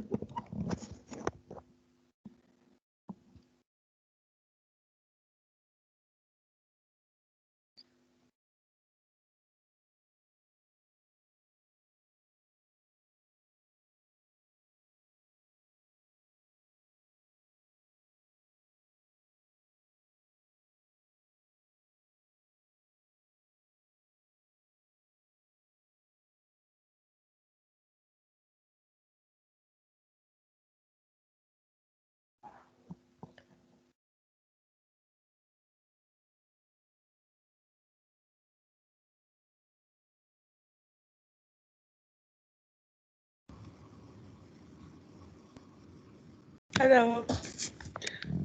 So I was going to say it'd be really interesting to see the work that you did on the English deep dives, just to have a think about it for Wales. Sure, we can. We have a presentation actually from the National Benchmarking Conference that I think was maybe in November. Okay. So that's accessible via the members area, but we can also send that around to people. So it's sort of a summary of what we found. But I think from the chat, it does sound like there might be some interest in doing this across Wales, which would be great. Yeah, I'm sure... I'll bring it to our subgroup to see what all the other health boards think as well. Just gauge the appetite on it. But there's quite a few actually in this, a good 3 or 4 theme areas at least that probably warrant a bit more investigation, isn't there? There is, and we sort of have a tried and tested methodology now. From what we started in the Northwest, we're now doing in the Southwest, the Southeast, and London, so all within England. But of course, it's completely customizable. So if there's specific issues, so for example, I know the DTOC issue is a bit different in Wales and you count things differently, we can certainly pick some of that up. We can look at what people are waiting for and things. So we can show you what we've done elsewhere, but that doesn't mean it would have to be an exact replica of that. We could certainly tailor Welsh it up. Whatever is most useful. So, yeah. Cool. Yeah, that sounds great.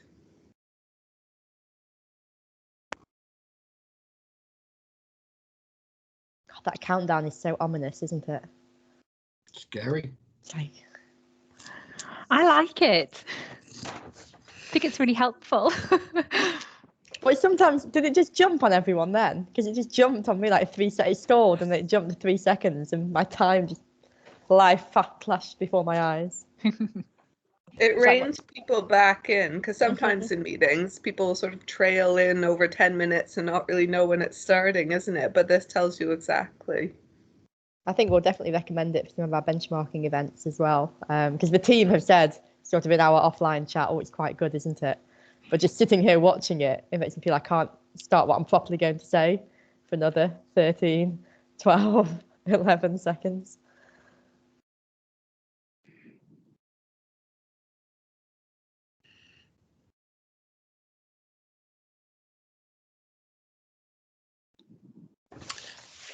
Okay, welcome back. While we take that clock, which is not going to be reset, you have not got an extra 15 minutes.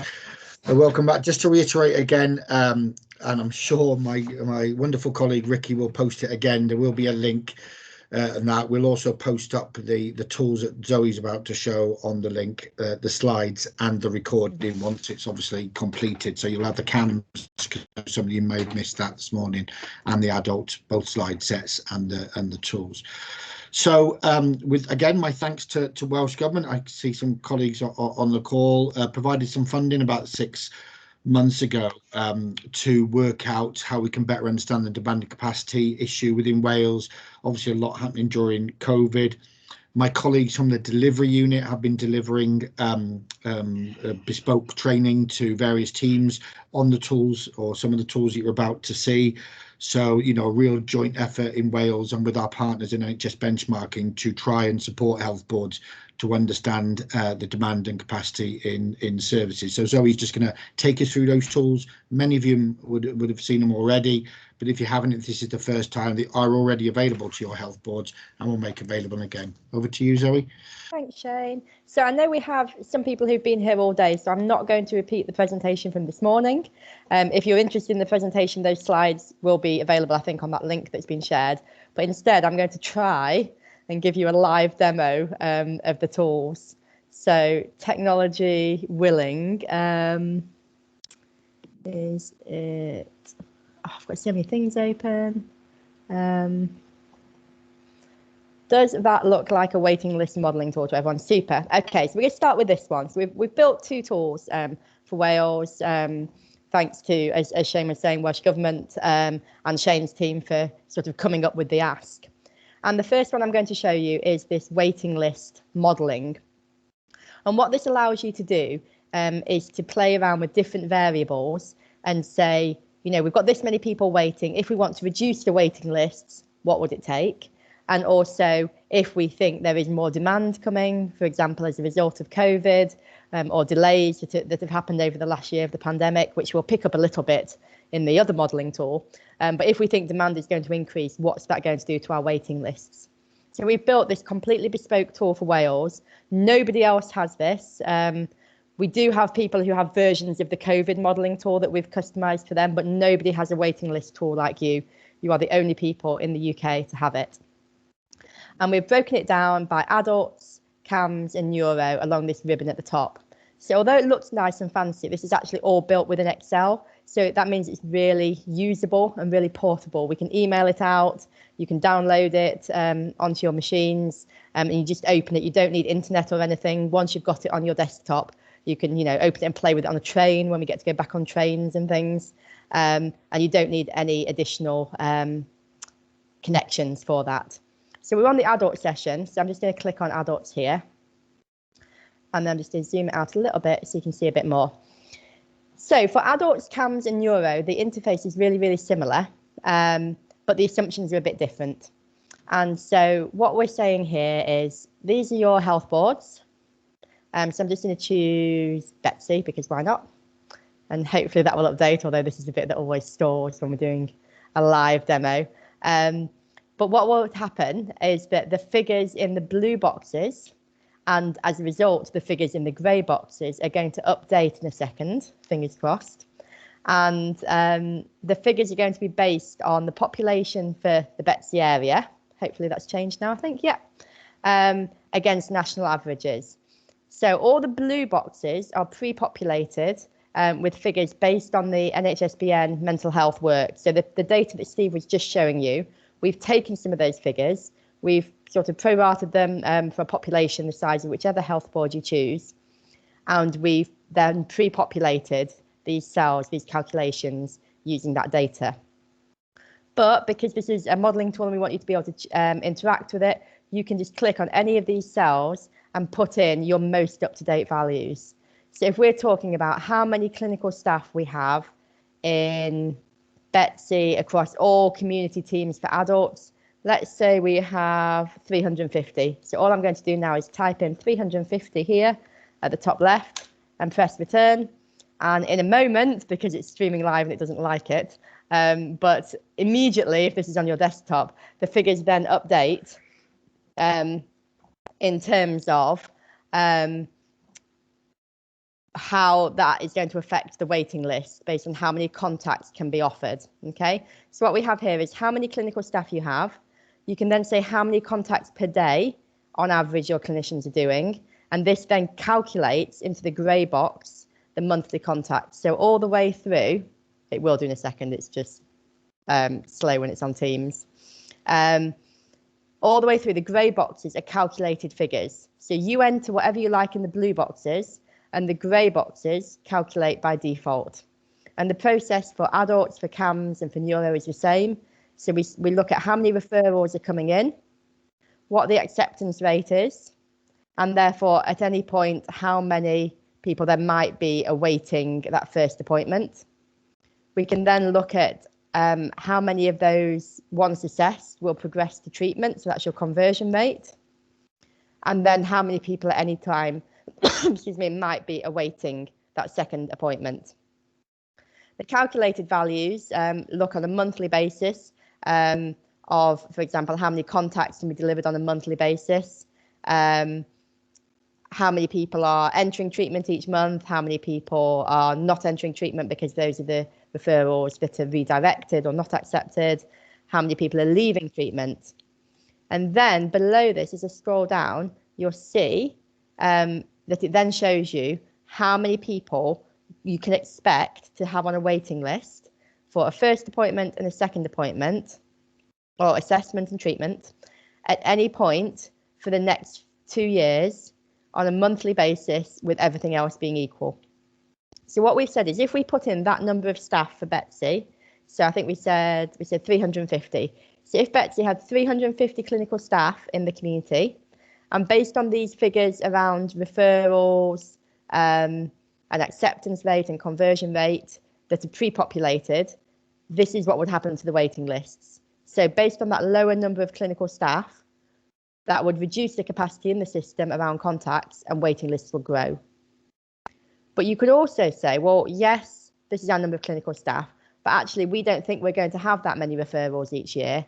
We think that's an overestimate, and instead of 30,000 referrals, we think we're going to have 25,000 referrals.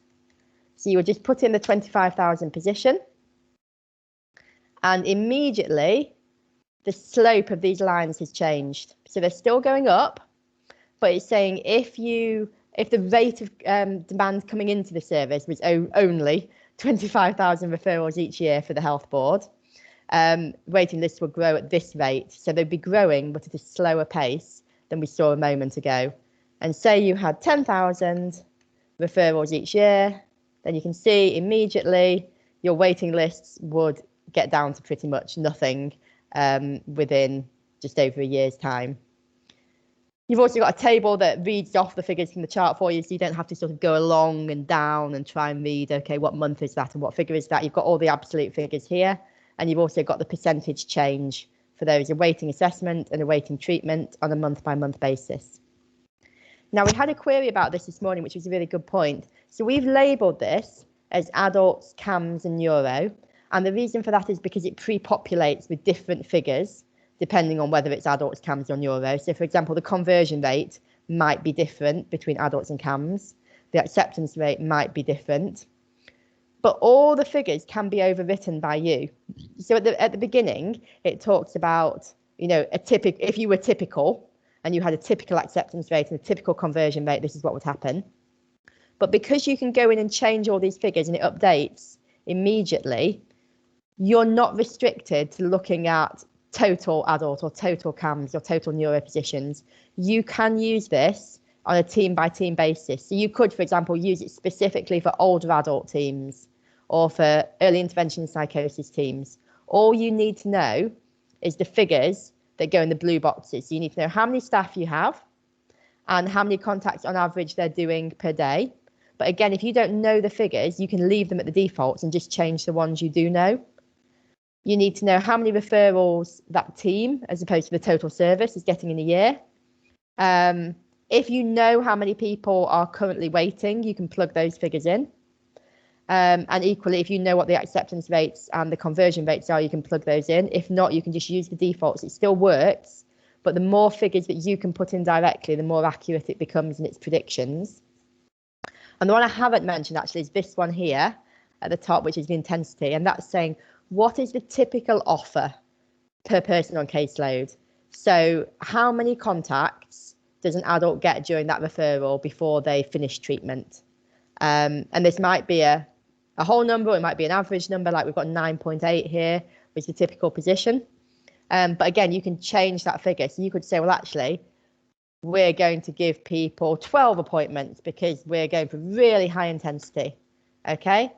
And then when you go down, you can see that although the waiting lists in that scenario would still decrease, they're not decreasing quite as quickly as they were before, because each patient in the system now needs an extra, is it 2.2 contacts or whatever the difference was between what we had before and what we have now.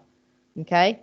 If everyone needed 20 contacts, just to do a big number that will make a real difference, okay, automatically this chart here has updated. So this is the bit you need to keep an eye on, but you scroll up here and you change whatever you want in the blue boxes, and that will then show you the impact. So it's an if this, then that model. So it's quite straightforward, but it allows you to model different things. So you could say, well, we've got these waiting lists. Let's reset this and see if that works.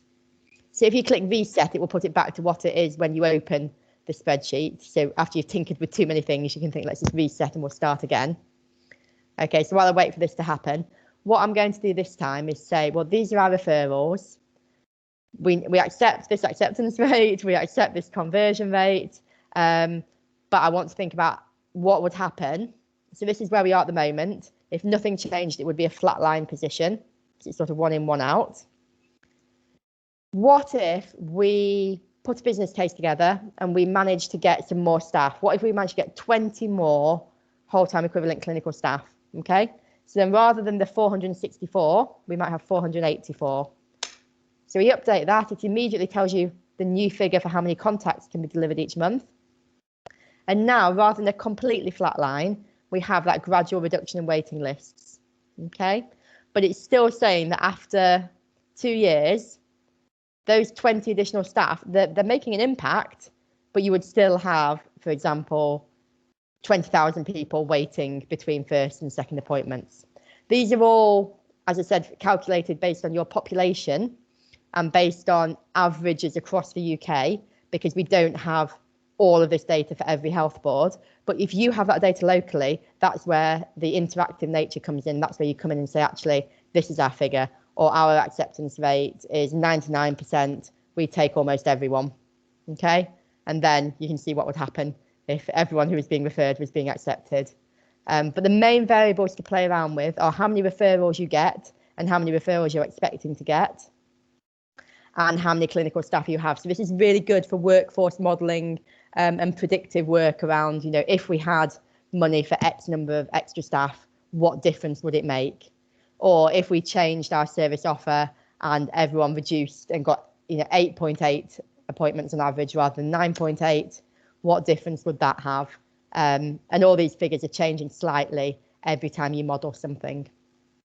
So this is the first modelling tool. As I said, we have exactly the same in CAMS. We have exactly the same in Neuro. You'll see they look pretty much the same, but with a different colour scheme.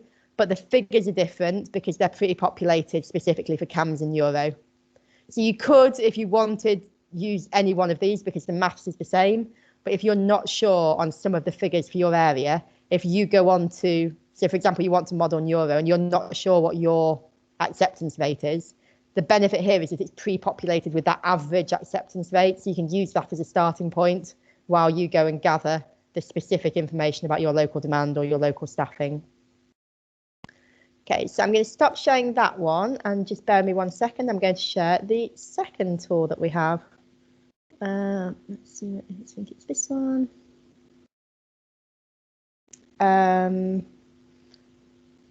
Can you see demand and capacity toolkit? Perfect. Okay, so this is the second modelling tool we have, and this one's been around a bit longer, so hopefully a lot of you have seen this already. It's available to all health boards, but this is our COVID tool, and what this does is it takes all the data that Steve was presenting earlier from Ellie's COVID collection, and it shows you what's been happening over recent months. So it works a bit like a mental health or a CAMS toolkit. You select your metric, you select your denominator. The default here is showing the whole of the UK, and then Wales is a darker peer group within it. But if you just wanted to look at the Wales positions, we've also got an option for that. When we go to the view, take off the UK, put on Wales, and now you have all the positions, and they're also labelled for you. So we can't give you the positions for everyone across the UK, but if you do go on the Wales option, it will tell you, assuming you can work out that CT is Cwmtaf and CV is Cardiff and Vale and so on, who the individual health boards are. We've populated this with data going back all the way to April last year. And we also have, I don't know if you can see because of the screen position, but we have a lovely interactive map of Wales over here as well that changes for different metrics. So everything you're submitting for COVID each month is in here. So we have beds, occupancy, admissions, discharges, and mental health act use by bed type. So we've got adult acute, we've got older adult. You can also see the data for any bed types that you might not have. So for example, we didn't have mother and baby beds, obviously in April last year in Wales. But you can see the positions for England within that if you're interested. So this tells you where we are, and we have exactly the same for community as well. So for community, we have referrals received, accepted, acceptance rate, caseloads, and so on. And you can click onto any one of those. It will remember your selection about whether you're looking at Wales or the UK. But again, if you want to change that, just click to change it. And again, all those monthly positions going back to April. Then alongside this, we have our modelling tools where we can look at trajectories and we can look at surge analysis. So for trajectories, just zoom out a bit so I can get to the controls when it updates itself. This is where we can look at what might happen in the future based on the activity from the last, from the last year it is now, isn't it? It's going back to April last year. I do apologise for how long it takes when it's on Teams, but I can assure you when it's on your desktop, it runs nice and quickly. So here we're showing for all of Wales, but again, I'm going to choose a health board, just to mix it up this time. So I think maybe if I choose Hywel Dda, yeah, there we go. So the grey line, and the grey generally throughout, is what you would normally have expected, okay? So grey is what the normal position for each health board was prior to COVID. And then the navy is what actually happened month on month. So interestingly, in Hywel Dda, in April, fewer admissions than normal. But then getting into May and June, we saw more admissions than normal, followed by a decrease in July and August, and then back up again. So this really shows you a visual representation of what was on the charts a moment ago. But it does change from health board to health board. Obviously, we're not necessarily talking about a huge number of beds in some of the health boards, so there will have been fluctuations to do with that. But what we can say here is if there was activity that was missed, and it looks like there was, so activity that didn't happen, so we had fewer referrals taking place, sorry, fewer admissions taking place than might normally have been expected. Do we want to recover some of that activity? And if we do, are we recovering to where we were before, which is this sort of grey line, or are we going to recover above that? So if we think that there's going to be lots of COVID-generated demand, people who weren't able to access care at the time they needed to, who might need an admission now, maybe the new normal is that we're running at 110% of where we were before. So we can then use this slider, either by clicking or sliding, and take it up to a higher figure. So now I'm saying we think maybe the new normal will be 110% of demand, and we think we're going to get there over a 6-month period. And this will then show you month on month what that rate would look like and where it would end up. So you can see we're ending up 10% above where we normally would have been. That's for the new normal, but we can also recover some of the missing activity. So those admissions that didn't happen.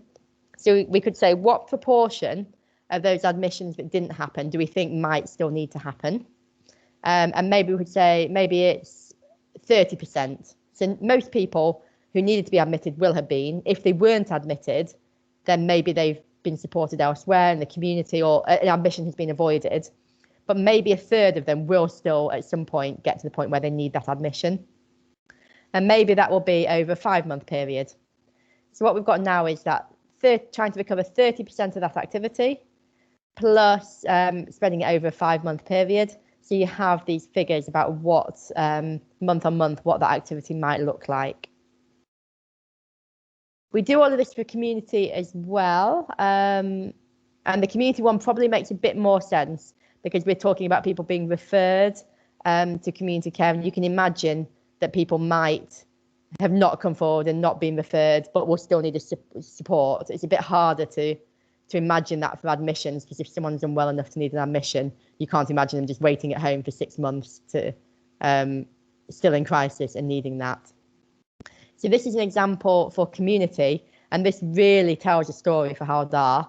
And it's the same for other health boards as well. I'm not particularly picking on anyone here, but this is saying this is normally month to month the level of activity we would expect. This is what actually happened. So you can see there's this huge gulf here. And this is typical across health boards and trusts as well, that as Steve showed in the data, referrals just stopped. And we had far fewer referrals coming into the system, especially in those early months of the pandemic, than you would normally expect.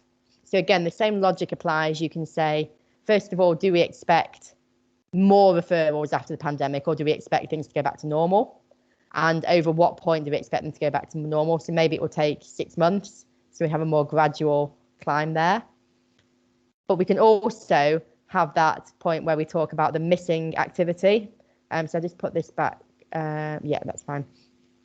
So we could say what proportion of all these referrals that are the difference between the navy line and the grey line that didn't happen are still going to come forward. And what if we said, you know, maybe 80% of them will still get referred at some point over the next 6 months. So then we have a position where for that period, we're going to see a level of demand that's notably above usual levels. And the issue with that, of course, is in terms of planning, how do you support those people without your waiting lists growing, your waiting times growing? Because although the activity didn't happen here, you can't use the staff that weren't used then to support these patients now, because it's your same staffing level throughout. So how are you going to plan for this potential surge in demand? So this is why the tools are quite helpful, because you can see if hypothetically, if it's this amount over this time, you know, this is where things are going to peak, et cetera, this is where the problems are going to come. And then finally, I'll go back to the inpatient side. We have a tool that looks at sort of triangulating different parts of the data.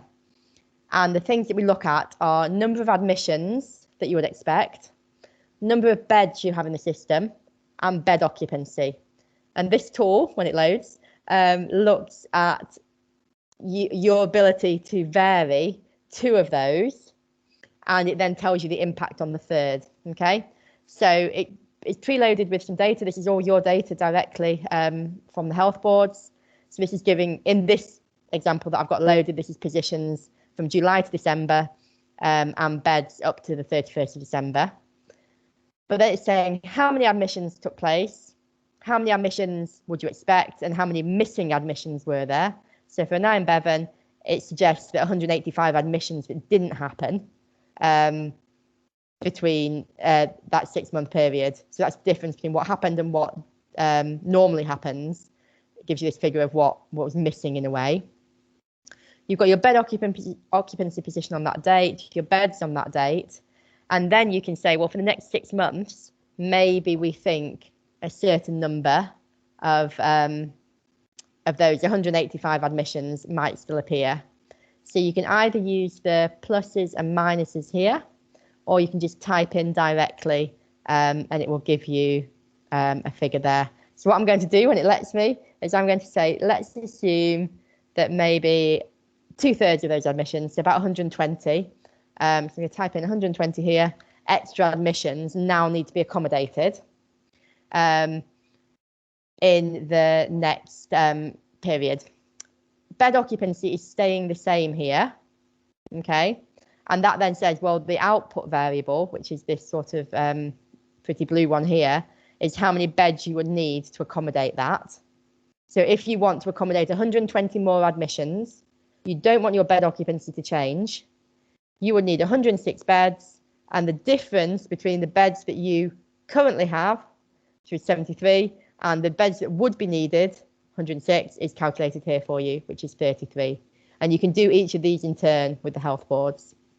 But you can also look at it from a different point of view and say, well, if this is how many beds you've got, so I think I can do it here, there we go.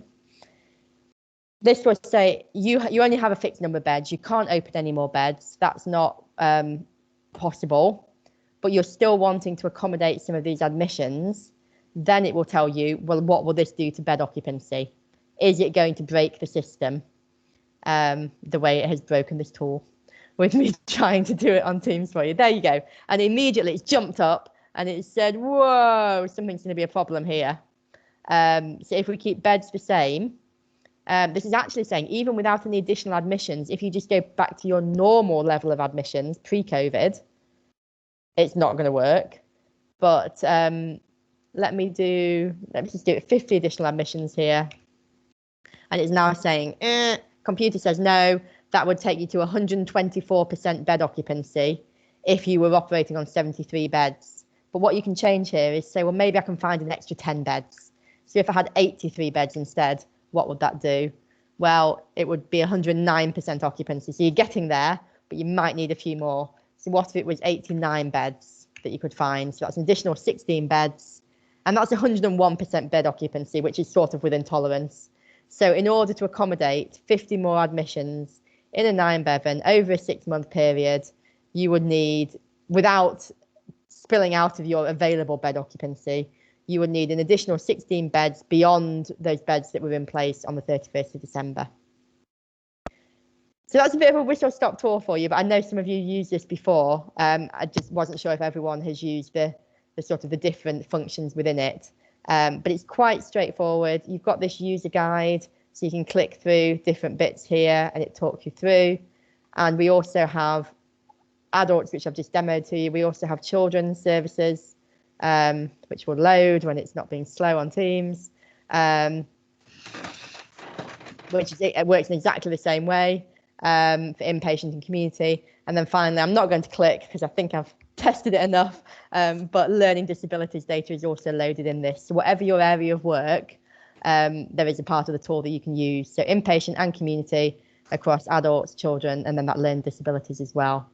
So we do hope you find it useful. I think there's going to be a link maybe put up to how you can access these tools if you haven't seen them, although we know people are using them out in service. And you have our contact details, so please do let us know if as you're using them, you have any questions, queries, development points that you would like us to consider for any updates, things that will be useful to you.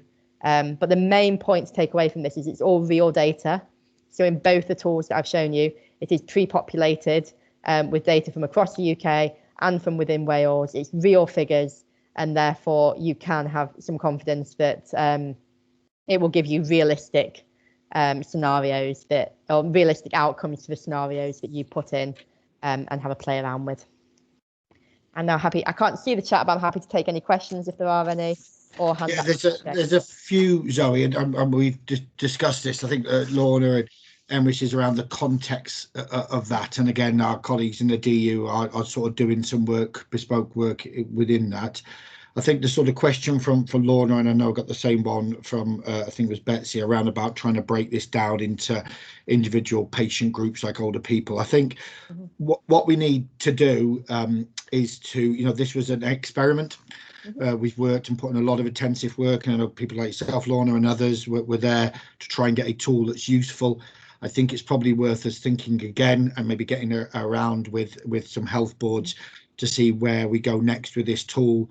When people have played around with it, what's its limitations, how can we explore it more? So I think I'll probably put that on, Zoe, around some of the particular questions around what it can do. And then Emrys has put a question there around trying to understand this noise. It is just a tool, it's an indicator. It can't look at acuity or complexity, which is obviously got its limitations, but we can try and do whatever we can do within the data that we have from health boards. And like you said, you can override all of it and use it. I know HEIW have been playing around with it and using it for workforce modelling and various things like that. I think this has got a couple of angles. I think it's around about the new investment that Welsh Government have made available. What would that difference be? Where would you want to invest if you can't get the bums on seats that you may wish for? How can you try and make your team more efficient, either giving them digital support or admin support, if they can go from seeing 2 people a day to 3 people a day? And you can model all that with this tool. Sorry, Shane, can I just come back on Lorna's point as well? Absolutely get the point around if you could go down to ward type. So it has older adult and adult as separate categories. The limitation beyond that is that we don't have all your data. And we tried to do it, not yours specifically, Lorna, but across Wales. And we tried to do it at a level that would work in every health board. And we know that there are some different things in offer, but definitely happy to consider how we could make it more usable if that data was available. And it is also an additional plea for the monthly collections. The reason these tools work is because they have up-to-date data that you're submitting to us every month. So please keep doing that, and we'll be able to keep giving you some good content. You got to stop switching off your computers, Lorna, and losing your data in an Aaron Bevan. So back to the tools. They're your tools. If this is the first time you've seen them, please play around with them. I'll probably then get in touch with colleagues across Wales who designed it, and we'll probably run a little workshop, because actually the data is only up to June or July. I think this is a second reiteration of them. So what we will do is probably get together to see that new iteration. And Dave, I'll invite you from the DU so you can be involved, because I know you've been trying to work with health boards and stuff. Have we got any questions on that, Dave? Come on. go on. Yeah, thanks. Yeah, I was just going to come in before you mentioned my name there, because you have mentioned the DU several times throughout the day, and so the first thing I say is I welcome this tool. I think lots of people have been wanting something like this for a long time. I think it's very good. That it is based on the benchmarking data as well as a bit of a reference point throughout that, especially if you're not sure where to start. It does offer you a starting point that you can play about with as well as you get used to. So, full credit to you guys. So just to explain a bit more about the DU offer, we have a training package that we have delivered a bit more bespokely, really, across NHS Wales. We have delivered it to some CMHTs, to ND services, which is really stripping it back or taking this back a step and making sure that people understand the principles of demand and capacity modelling. So that, I suppose, is a bit of foundation learning, and then we can get into some of the detail around this tool, because these tools can be very scary if you don't understand, what we mean by backlog, what we mean by activity, and it can be very confusing. And so that's the DU offer, and if anybody wants to pursue that, then get in touch with us at the DU and we can sort something out. We've got a virtual learning session as well now, guys, so it's a lot easier to do as well.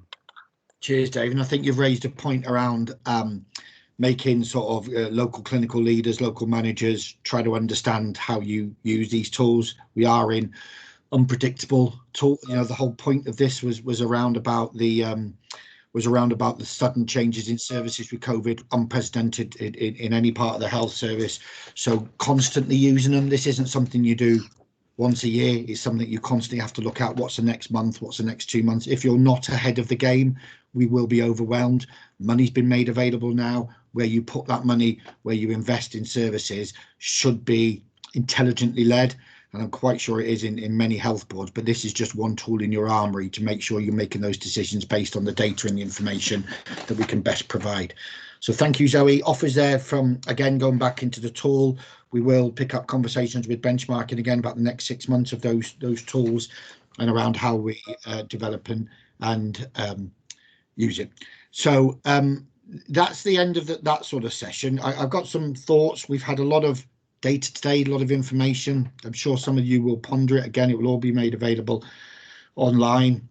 I think this is the data age that we're in there, maybe in mental health. Certainly when I was a nurse many years ago, not as many years ago as Emrys, but quite a few years ago, we were counting it on one finger how many patients we had on wards. Now we've got to start to think around what's the current use, but what's the future going to look like? We hear scary stories around demand, but actually if we don't invest in certain parts of our service, primary care, early intervention, crisis, we will see, as I was seeing Michelle Fawkins trying to get out the bricks and mortar to build another 10 beds in an Iron Bevan. You will have that sort of pressure on the beds. That is probably going to come. So I think it's really important that you use this data that's been provided today to try and work out what's going to happen to your services in the next 6 or 8 months. I'm going to pause there because Emrys is going to give me a slap down probably. Down. It's just a comment, really. Okay, is that having looked at similar type tools in the past. Okay, and this is just a learning, I suppose, from my own perspective here, and I have to say I've been really impressed with what's been shared today. Is that when you're doing demand capacity planning you've made reference to it as a CMHT, but I assume, based on the data that you're sharing there, what you're referring to, as I wrote in the chat by there, is historical data. It's not necessarily against the evidence of the people or the case mix that people are presenting there, because there's always a danger that, when you start looking at waiting lists, it's one assessment, 6 sessions or something, okay, and it has to be an hour per session as an example. Then you've got, then that's a lot easier to model when you understand your case mix and you know the evidence of what you're responding to in that. Because, it's a really, really good tool, but it's got to be there to support clinical practice, okay, first and foremost, as well as service planning. And the other thing about CMHTs is that, and this is having spoken to colleagues in every CMHT in Wales once upon a time, is the fact that depending where you're located, and depending the practice that you actually put into place, You could be in a rural situation where someone's having to travel 40 miles from one place to another to see somebody. Or you could be living in an urban area where you could see 6 or 7 or 8 people a day, for, you know, in a sense. And also you've got people who can present quite chaotic times where you're only seeing one person a day because you're having to respond to those needs and make sure they get the right care.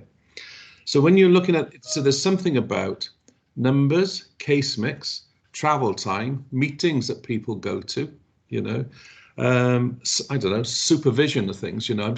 These are, you'll all be aware of these. It's not your granny telling you to suck eggs here. It's just more in a sense that we've just got to be clear when we're doing this, because there's always a danger that managers will grab hold of this and they'll say, that's the tool that you should be working to. There shouldn't be any waiting lists. This is what you should be responding to. So it's got to be described in a sense. It's support primarily clinical practice, as well as and the best use of clinical time, as well as service planning going forward. Cheers, Emma. You're right, and I think, you know, whenever we're planning services, a bit of a whack-a-mole. We've seen this certainly recently over the last 5 or 6 years with Tier 4 CAMHS. If you invest in Tier 0 and preventative services, your acuity and complexity of patients being admitted may rise.